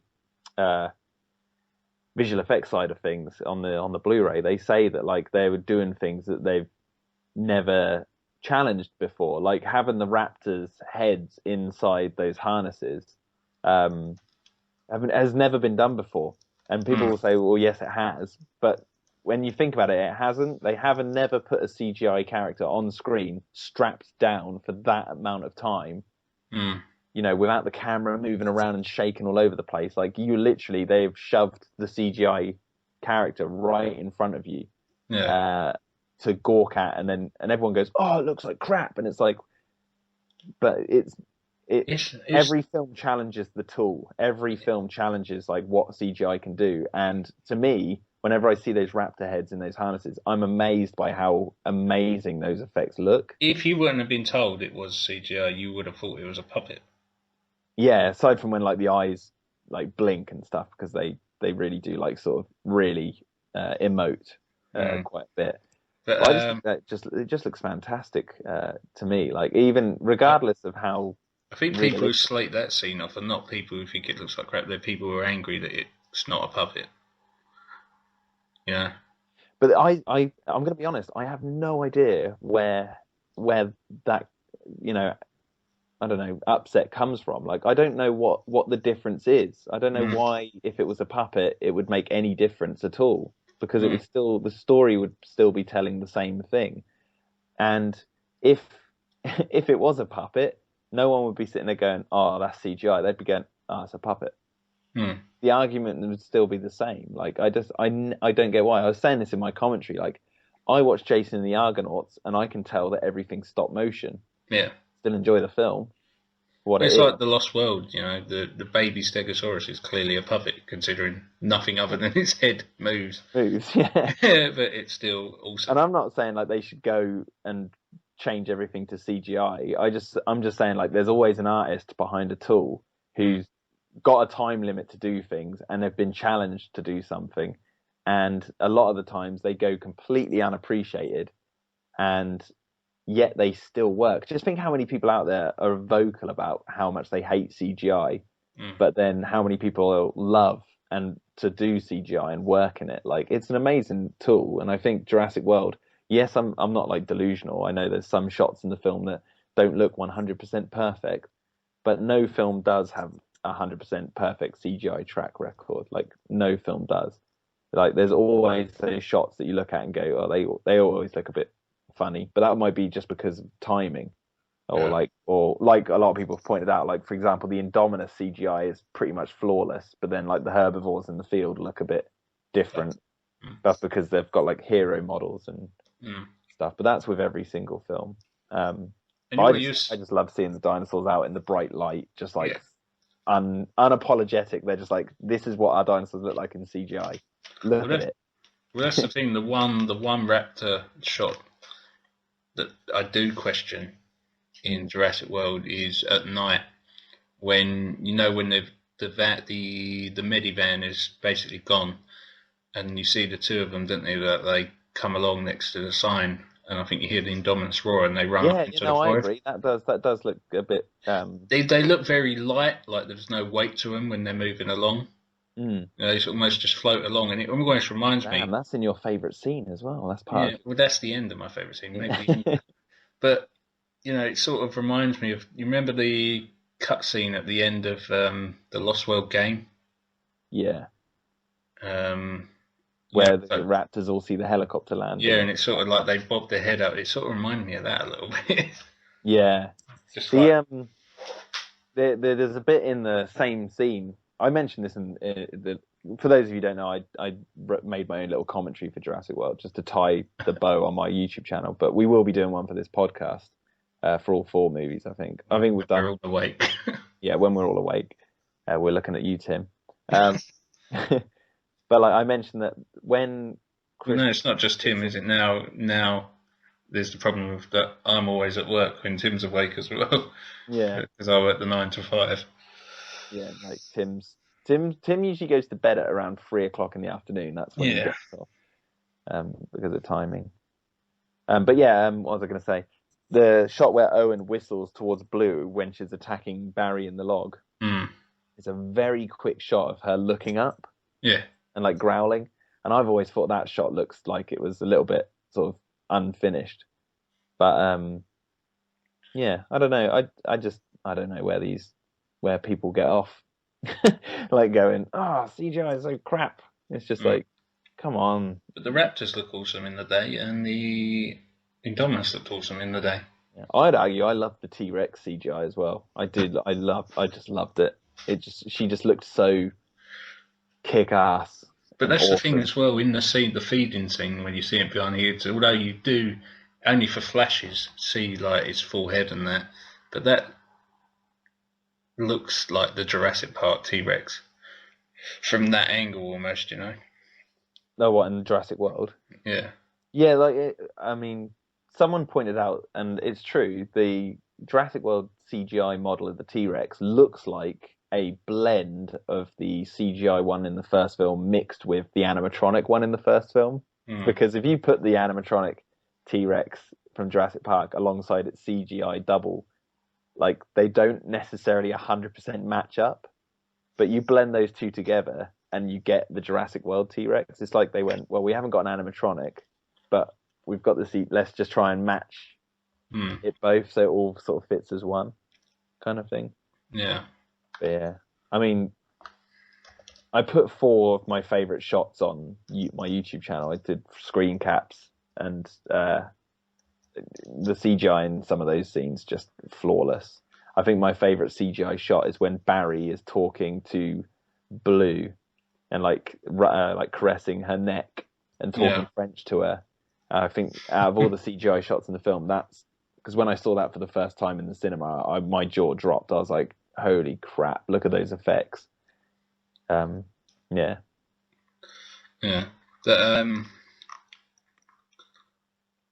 was going to say something about that shot. God, we're such fucking nerds. Yeah. CGI in this shot, yes. I'll get my little question. I don't know how anyone can complain about CGI. Mike Perry, what you doing? We want to wrap this up, and now he's asking questions. To answer it, we could just chop all this up. Oh no, it's not really. We've answered that a bazillion times. No. It's my little subject, really, not a question. But when Owen's doing the stand down and he's like close the gate. Yeah. What I never noticed really until, I mean, who are the 3 in front of him? You've got Blue, Delta, isn't it? Blue, Delta's to the left of him, Charlie's to the right. Yeah, but if you see just when he says close the gate, and just as it, like sort of the camera takes more of a far shot of him jumping back, you can see the other one. Is it Echo? Echo, yeah. Is coming round as though to come behind him, and I think that's why he's sitting there doing that, and then he's like close the gate, because I think in the corner of his eye, although he doesn't want to break eye contact, does he, with Blue? He's like, if she gets behind me, I'm dead, Yeah. But they don't really, point it out that she's coming to circle him. No, I mean, it's sort very of like a subtle She's thing. off eating the pig, isn't she? She's off eating the pig, and then when she comes back, I guess like she does, and she's the one who sticks her face through the hole at the Colby Boothman's character. Yeah, but that's what I mean. If you watch it again and watch that bit where it's like close the gate, and just as it sort of like takes more of a far away shot, just as he turns to jump through, you can see it's like coming in behind him, so it's like basically going to circle him.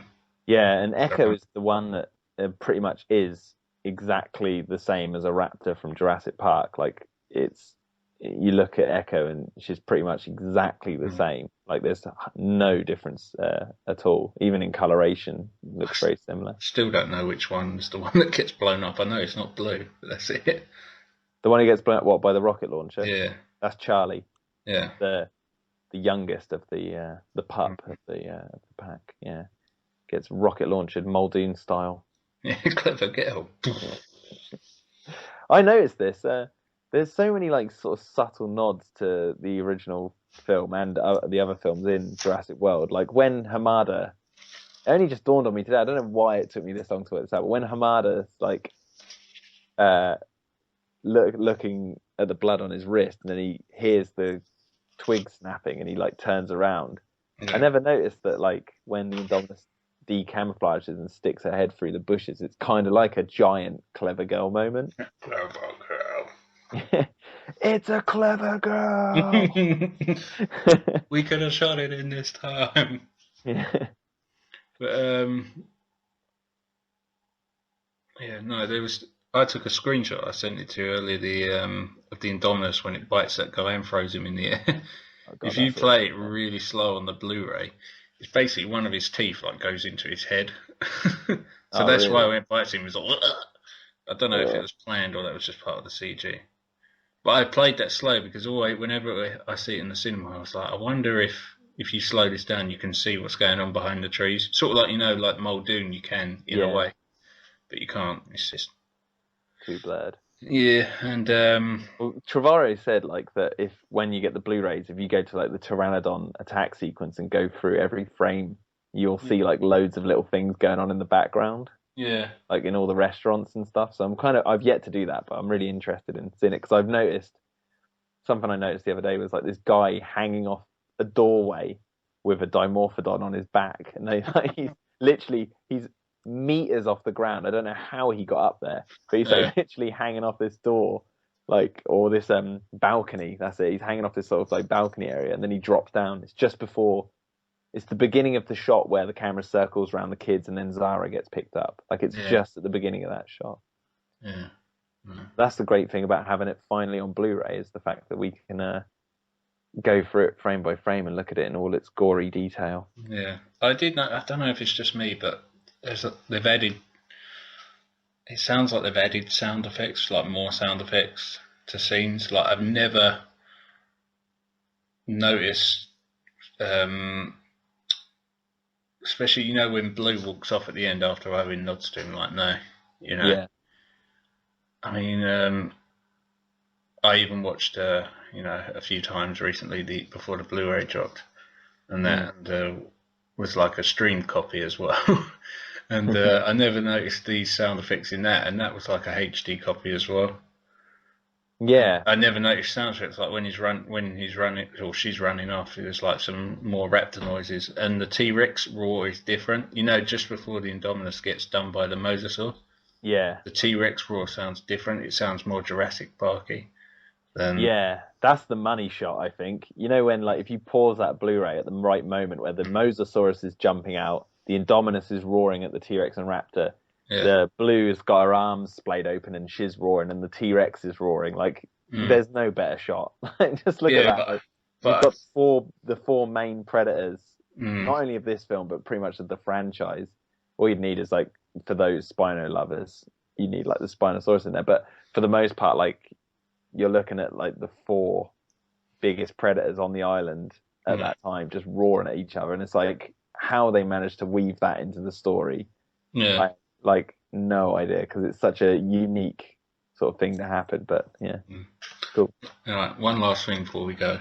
What would you have loved the film and fell in love with it from the start as much as if they had the Indominus skeleton on the bed instead of bringing the Rex back on the bed?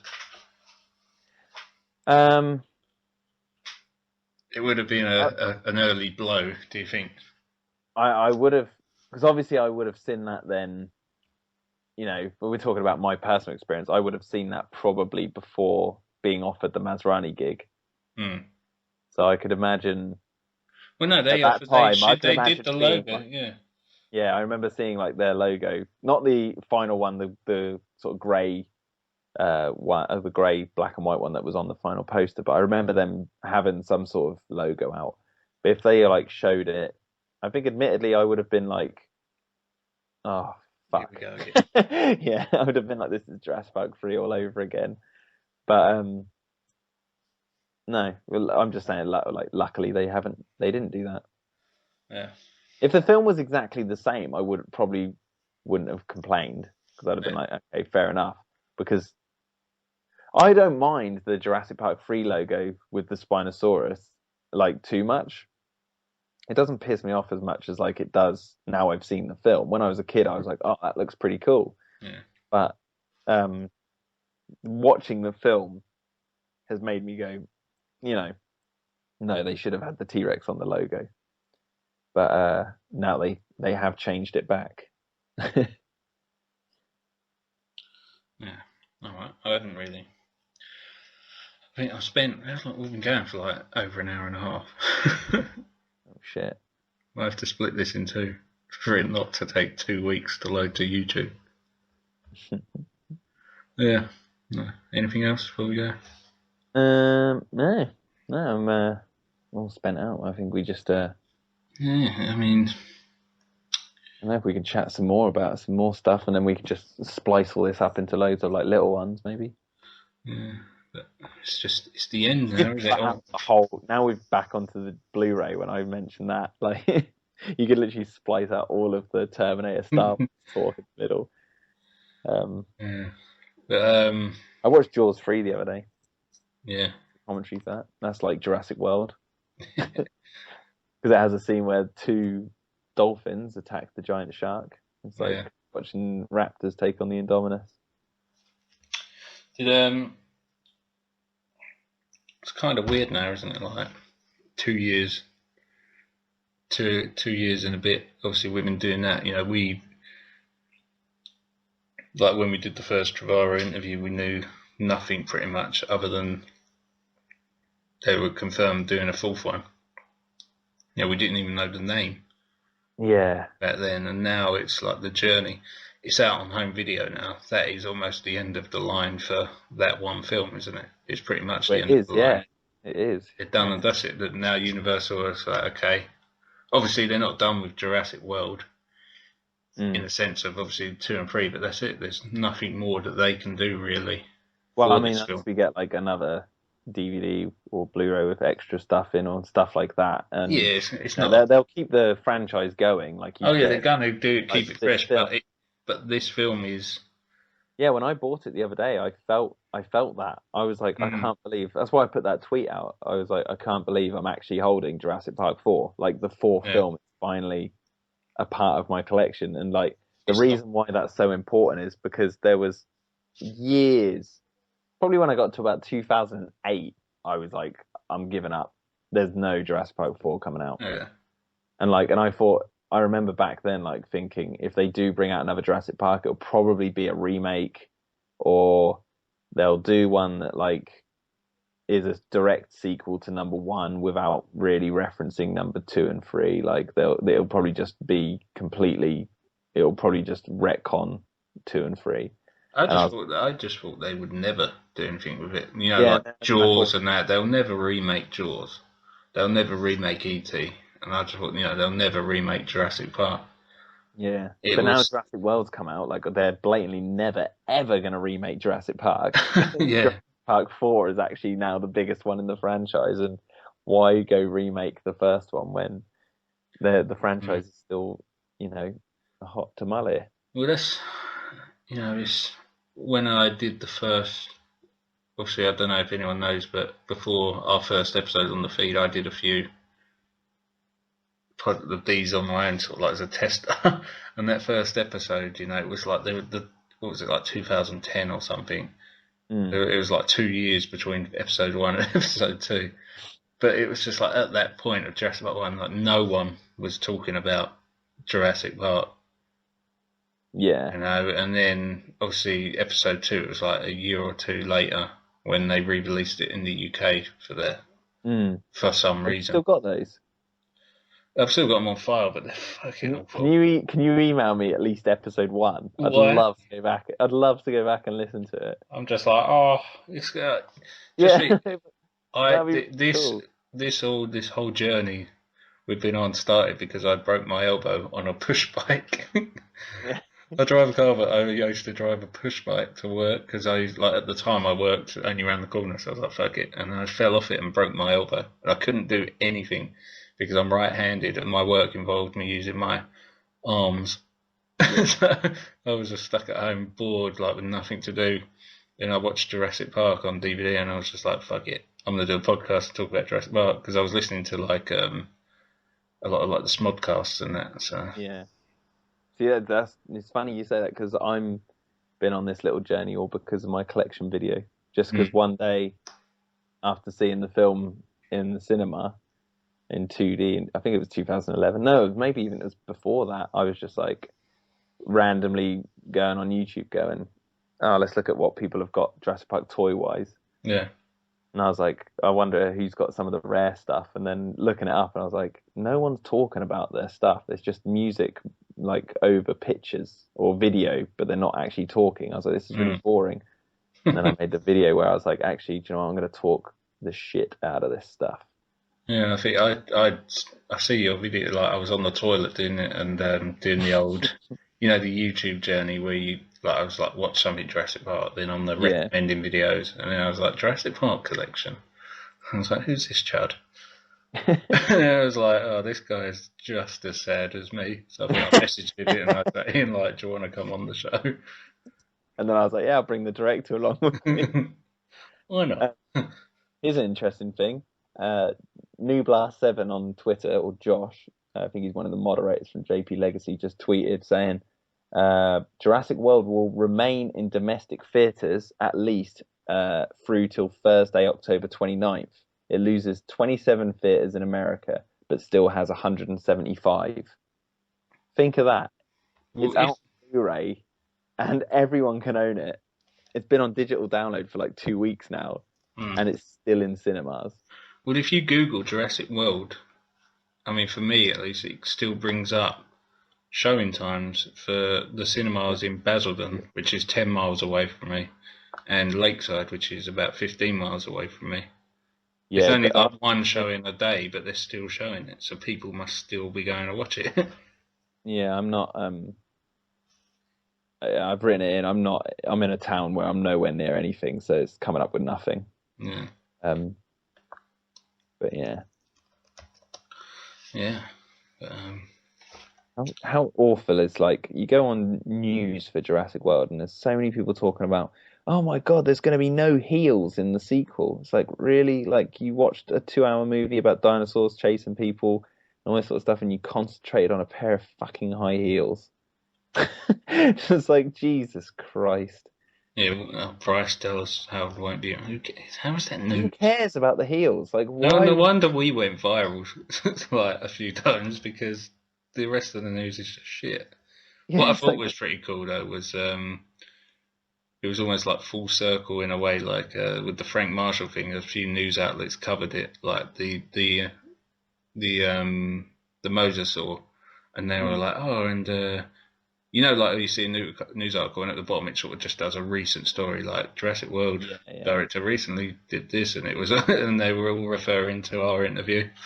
Yeah, that was a good. Like, I don't want to like blow our own trumpet too much, but that was a good day for our podcast. Because you and Ross got the Frank Marshall interview, and you got to meet him and see the Mosasaurus, and then me and Tim later that evening released The Back Door from Mazarani website, and we went home and watched the Blu-ray. And then we all went home and watched the Blu-ray. Like, that was a damn good day. It was, and that was like our, it was like awesome doing the thing in London. Got to meet all the Universal people finally after arguing with everyone all the time. And we had a chat with Frank Marshall off camera and stuff and things like that, and got home. Well, I had to go to work. So I've been so busy. I was like, if I take a day off, I'm gonna be fucked. So I went home, I picked up the 3D Blu-ray from HMV after work, and went home, stuck it on, watched it on 3D, and I was just like, I think I went to bed at about 12:30, and I had to be up at like 5:30. And I was just sitting there, I was just like, oh, That's when I had that sort of, your feeling when you got it in your hands. I had that, the journey's over. Because before, it was like the first three were here. They've been here all this time, been on our shelves, for all these years and that. And Jurassic World was over here, new. And then finally, it made the move, hadn't it, from over here, new, fresh, to it's now on the shelf with the rest of them. Yeah, that is such a weird feeling though to me. Like when I watched it again this morning, like it was the first thing I did. I woke up, like my other half brought up a cup of tea. Because she's working from home, so she's like, I've just popped a kettle on. I was like, oh cool. And I woke up late today, and the first thing I did was I was like, I'm just gonna sit in bed for 2 hours and just watch Jurassic World again. And I was sitting there watching it, and I was just like looking at because I'm in the transition of moving, so I'm back with my folks for like a month or so. Yeah. And I'd say 2 months, and I'm in my old room, and I was like watching it, and like I said this to my mum when we were walking the dogs like not too long ago. I was just saying, it really hit me. I was like, how the hell have I gone off in life, gone to London? I've done all sort of stuff, but I find myself back being 8 years old again, watching a new Jurassic Park film in my bedroom. Like, how did I get back to this place again? Like, after all this time. And she's like, how the fuck am I still listening to you babble on about it? Yeah. It's like, really, shut up. But like, I mean, like, I felt like I was 8 years old again, sitting on my knees watching The Lost World. Like, yeah. It felt like that again. I was like, how did it happen? Because to me, and I don't want to keep going on about it too much, but like, I'm really chuffed with how Jurassic World turned out as a film, as a sequel to the first one. Like, to me, I put it up there with Jurassic Park and The Lost World in terms of quality. Like, I love it that much. Well, this is what I was going to say to you. Obviously, how did that happen? Because most of the time, reboots are awful. Like, how did we manage to get past that and have it so successful? This is the thing. Like I always say my favourite films. I've said it a million times. My favourite film is Jurassic Park, but when I say my favourite film is Jurassic Park, I mean Jurassic Park and The Lost World. Yeah, same. And although Jurassic Park might be the better film, I think The Lost World is more watchable. Like, you could stick it on at any time, whereas I think Jurassic Park you can't just put it on and do other things. I'd say that's debatable. I mean, Jurassic Park for me was the one that I could sling on any time, anyhow, because it had a certain beat to it. I could watch it in obviously 2 hours. But for The Lost World, like, I watched The Lost World just as much as Jurassic Park, but I had to sort of be in the mood to watch The Lost World, if you know what I mean. Like, I was like, right, I want to watch The Lost World, because to me, The Lost World is get into the nitty gritty. Let's get down. Let's watch 2 T-Rexes. Let's do this serious. Like, we're not, spending an hour of the film waiting to see the T-Rex burst out. We're not going through that moral dilemma of, ooh, should we breed these dinosaurs? No, I want to see dinosaurs for 2 hours eating people. And that's where I was like, that's when I'd stick it in. But like you, whenever I say my favorite film is Jurassic Park, like, the first one is my all-time favorite #1 film. Like, if I was on like a desert island and they said one film, I'd say Jurassic Park. Tremors. Tremors, yeah. But which I watched last night, by the way. Yeah. But rather watch that level, like, on quality level and where I stick it, like, I can't choose between which one I think's the better film out of 1, 2, and 4. Like, I can't, because I'm so entertained by them on sort of a similar level that, yeah. Well, what I was going to say is, obviously, like, 1,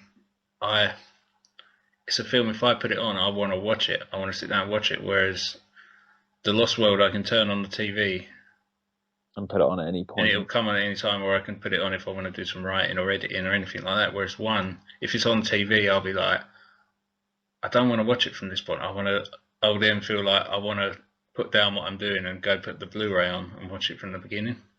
Yeah. Because that's the difference. But I love them just as much as each other, but in different ways. Whereas I now feel like, watching the Blu-ray a couple of times, I now feel like Jurassic World has that watchability of what I feel about The Lost World. It can come on, it'll be on Sky Movies in a few weeks. It's already been on ITV2. Mark said that he's going to be making it. They had it. They went into the future, got it, came back, and started playing it every fortnight not every fortnight, sorry, every other day. How good would that have been if they were like Jurassic World? You know, like when they were marketing it for home release, like on Blu-ray in the United States, like on demand on the 1st of October in the UK on ITV2 every 3 hours. But it has that watchability, you know. It's going to be on Sky Movies and that, and it's going to be. I feel like I'll be able to pop it on and watch it from any point. Yeah, I can vouch for that because, like, watching it this morning for like the first when I got up, like I could just watch it. Like, I love the film. I love the idea of this open park. Like I've said it a million times that I didn't like that idea when I first heard about it. I was like, oh, really? Are we going to have an open park? Like, that's kind of like what the first film was all about. Yeah. But over time, like, I've grown to love it. But I really do love that. Like, when the film starts, I like the idea of the park being open and then this dinosaur's running around. And it always hits me at the same point when, like, I get sucked into the adventure, is what I'm trying to say. But it's always one point in the film that gets me. It's when Claire... like after the Indominus is broken out, and Masrani's like telling what's her face, Laura Lapkus's character, to hang up the damn phone. He's like, hang up the damn phone, like that. And then he's like, we can handle this incident. And then she's like, it shows a shot of Claire looking at all the people just walking around the park, oblivious to what's going on. Yeah. That bit always gets me. I'm just like, this is awesome. The monsters got out. There are hundreds of people on this island, or thousands of people on this island. Like, it always gets me because even though I know what's going to happen, I'm like, where is this going to go? Can you imagine that shot? You know, when I think it's when they're like Claire and Owen and the kids are behind that gate, and like it's going poof poof, and like it opens and all the tourists come flooding through with a giant pterodon. Yeah. Imagine that, like a reverse shot, like they're all like all the pterodons and dimorphodons are fucked off. They're all sort of in the high street, not the high street, like the main street, you know, all like, oh, fucking hell, you know, like, almost, can you imagine what that scene was just like after, you know, everyone's picking themselves up, like, oh my God, like crying and that, and then you hear the gates like, boof, boof, from, like, and on the reverse angle, bosh, the fucking Indominus breaks through, and just starts carnage in that street. That's the thing, like, I love that idea. That would have been the 18 rated version. Yeah, obviously, like, the film is meant to be that the Indominus was more of a secret. Like, even by the end of the film, like, not too many people in the public's eye had actually seen it or anything. Like, and that's the whole point of it, like, because that hides what InGen was doing a little bit more. But like, as I said earlier, like, I've recently watched Jaws 3, and the film is awful. Like, no one's sitting there going, Jaws 3 is absolutely amazing. But I still, it's that same feeling. I love in Jaws 3 that it's an open SeaWorld park and then this monster comes in to ruin everything. And Jurassic World does it 100 times better. And it always just gets me. And that's why I love that. Like, I get sucked into the adventure and I could watch Jurassic World just as much as the other two, like over and over again. Because I'm like, every time he's like, hang up that damn phone like that, I'm like, this is awesome. This is so cool. Yeah. And they have to use a T-Rex to kill it. So it's like, you know, killing the virus with another virus. It's like, we've got this big theropod on the loose. What should we do? Release another one. It's like, that'll fix it. Really? Do you think she could have really outrun that T-Rex?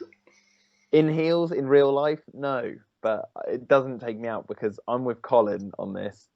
I'm on my knees. No, like I'm with him. Like the symbolism alone of just her in her heels running with the T-Rex behind her, like, and she doesn't have to take the. I don't want to get into a whole feminist debate here because I hate these sort of debates, but like the whole image that she doesn't have to take the heels off to be an awesome hero, you know, I'm behind that. I'm like, yeah, cool. She wants to wear the heels, fair enough. If they didn't want to have the heels, looked like a slippery floor. She could have slipped over if she went in the shoes. I was concentrating more on the awesome dinosaur battle that was about to go. I didn't give two shits about the heels. Well, that's the thing as well. That's what happened exactly what happened to me. Like with the first time I see it, and then obviously a few days later when it was released and that, and there was the things on the internet about like she's doing that in heels. I didn't even realise like for the first few viewings, that she had heels on at that end point. Yeah, the film pokes fun at it as well. Like even Owen says, like, you know, In when heels? they're on top of the waterfall, he says something about her wearing ridiculous shoes. Like the film does kind of address it that it is stupid, but you know, who cares? Like it's a pair of shoes. People haven't been down Southend High Street at 2 on a Sunday or Saturday morning where the pisshead girls are legging it up the high street in high heels. Yeah, or walking home crying, carrying them. Yeah, like bleeding toes. Walking through glass. Yeah. But no, I don't know. Whenever it comes to that, I've talked to people in real life who've mentioned it, like when I've been at work and stuff, and they're like, "Oh, yeah, but the heels," and I was just like, I don't care about the shoes. Did you see Tim getting blown off the fucking 50 million volt fence and survive? Yeah. This isn't a film based in reality. This is a Jurassic Park. They film. brought dinosaurs back to life with DNA, and you're questioning the heels. I just care about the dinosaurs fighting. Let's get that done. Like one of my favorite scenes in the entire film that I actually do admit would have been cooler if it was a little bit longer, but you know, I don't want to live in a world of what ifs. I'd rather just live in the world I live in. But like the Ankylosaurus Indominus fight was kick ass. I think we do need to see in future Jurassic films more herbivores versus carnivores. Because if you think about it, we haven't necessarily seen too much of that in the franchise at all, if anything. Like we see the T-Rex eat a Gallimimus. We see a dead Parasaurolophus outside the T-Rex nest. And then we see the Indominus attack the Ankylosaurus, and we also see the Apatosauruses after. You know, we see the raptors take on the T-Rex, but I'm talking specifically herbivores versus carnivores. Like, if somehow they ended up back on Sauna, maybe like a Stegosaurus or a Triceratops versus the two T-Rexes. Yeah, man, that'd be so kick-ass. Like, obviously, the T-Rex has to win. No one wants the Triceratops to win.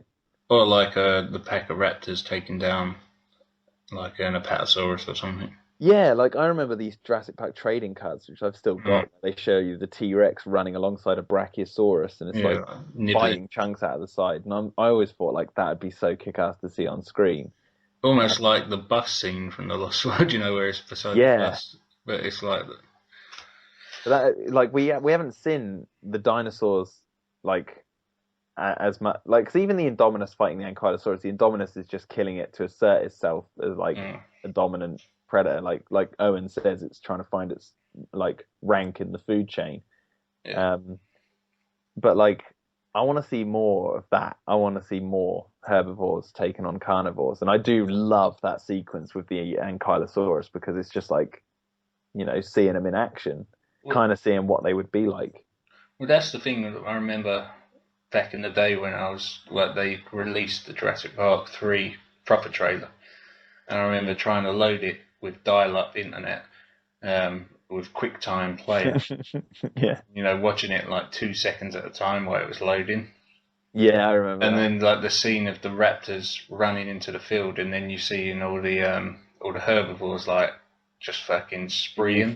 You thought you were going to see raptors. I was like, oh shit! Like, because obviously my hopes have been knocked by that early teaser trailer.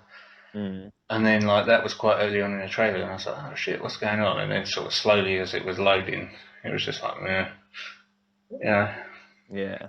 But that was a wasted opportunity. You know? Do you think they would have still been chasing the humans with all them? Did he have the eggs at that point? Yeah, he did have the eggs at that that's point. Right, chasing. So in terms of Jurassic Park 3 story, he's Talking of Jurassic Park 3, what do you think about Jurassic Park 3? What do you think about Alan? Better than Terminator. That's the thing now. I can't sit there and slag it off because it's better than Terminator 5.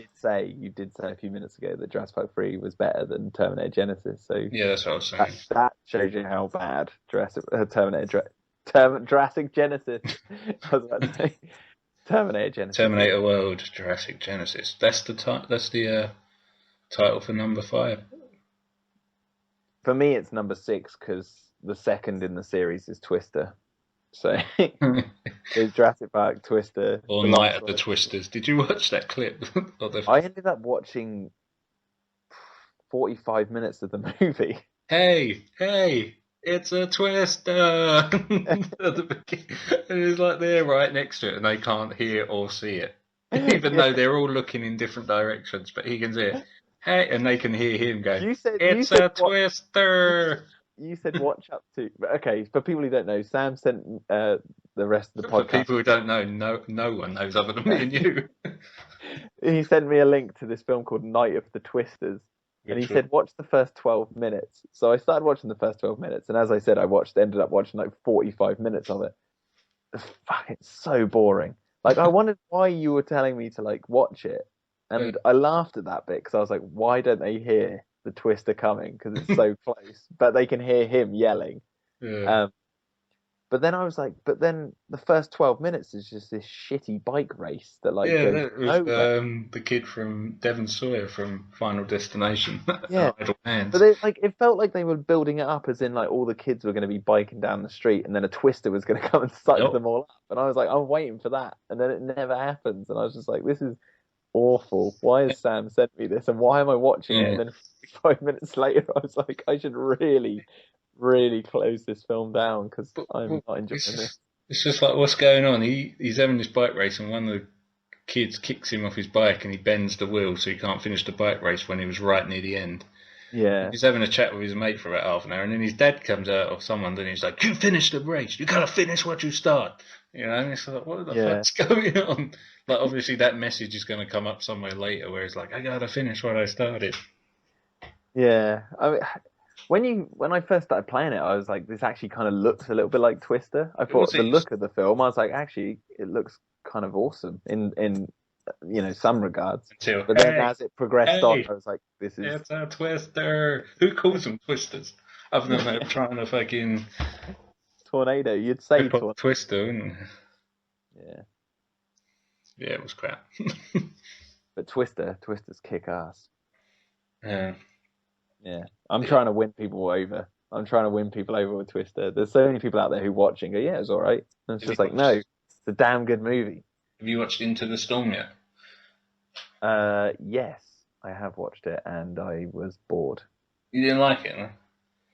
No, it had some cool sequences, but You could be a sequel to Twister.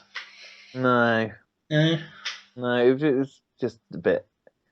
It had some really well made bits in it, and for more of an independent film than a big Hollywood film, it was really well done. But it was more throwaway. When I finished it, I was like, yep, if I never ever see that again, I'm not going to be awake at night going, God, I want to watch Into the Storm. Whereas if Jurassic World disappeared, and I'd be sitting up at night going, oh man, I wish I could watch that again. If Twister disappeared, I'd be like, damn, where's Twister? Maybe Jurassic Into the Storm needed more Bill Paxton. Way more.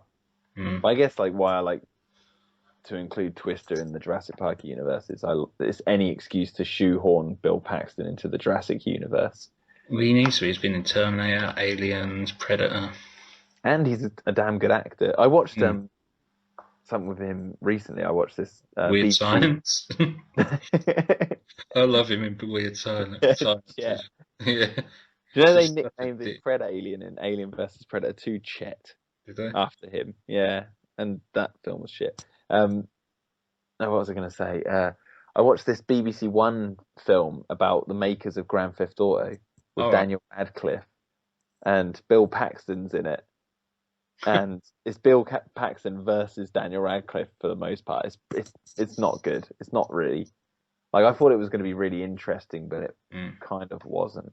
But Bill Paxton, he was in it, and he was still kicking ass. I was like, he's still... Obviously, in Edge of Tomorrow, he was awesome. Have you seen that yet? What, Edge of Tomorrow? Yeah. Well, looky here, or something like that, when you always see them. Crack of my ass. That's what he says. But he needs to be in a sequel. Yeah. Maybe I'll give Colin a tweet and just say, Bill Paxton. Yeah, can you fuck the story, just do it around Bill Paxton. Yeah, can you just please cast Bill Paxton? See, I would love it, right? okay, I'm going to pitch what my idea for Jurassic World 2 or the JP5 should be, right? It should be Bill Paxton's character from Twister, the exact character, right? Yeah. Helen Hunt is off somewhere, right? They're not divorced. This isn't Alan and Ellie here. She's just off on a different mission, doing something with storms. Anyway, Owen and Barry and Claire are like hunting down dinosaurs that are like on the mainland. They've been like bred in some sort of biosyn type lab, and they've got out, and they're like they're basically guns for hire, and they're going out cleaning up the mess. They're like, okay, Owen knows how to rescue dinosaurs, so he goes out and he's like, or he knows how to tackle them, so they go out, and they're like almost like the Ghostbusters. So we're really like combining themes here. They're like, who are you going to call when they call up Owen and Barry? They're like, there's a bloody Stegosaurus in my back garden. Anyway, while this is happening, this Twister turns up and starts decimating the area. And we meet Bill Paxton's character, and he joins the crew, and he's like really into dinosaurs, and then he's just there. Yeah. And he says like, crack of my ass every 5 seconds. And like whenever a dinosaur eats someone, you just hear in the background, it's game over, man. It's game over. What are we going to do now? What are we going to do? All right. Fucking hell. We can get bashing on for like over 2 hours. God. Yeah, I'd say just cut snippets out of this. Like, if you listen back to it when you're editing it and you find a good like 15-minute section. Yeah. Well, I think people do like listening to the babble, don't they? Maybe I'll just chop it into 3 parts and upload them all and set them to release a week apart or something. Yeah. That's what I mean. Like when we organise this, that's this sort of thing I mean. Like if we just chat crap like this every now and then, yeah, maybe we can just release it as content just for the YouTube channel, just like as random tidbits. Well, we don't put really anything on there. It's sort of like a dead channel almost. Yeah. Well, the Colin video got a good few views. But yeah. That's it. Yeah. Anyway, thanks for listening. Adios.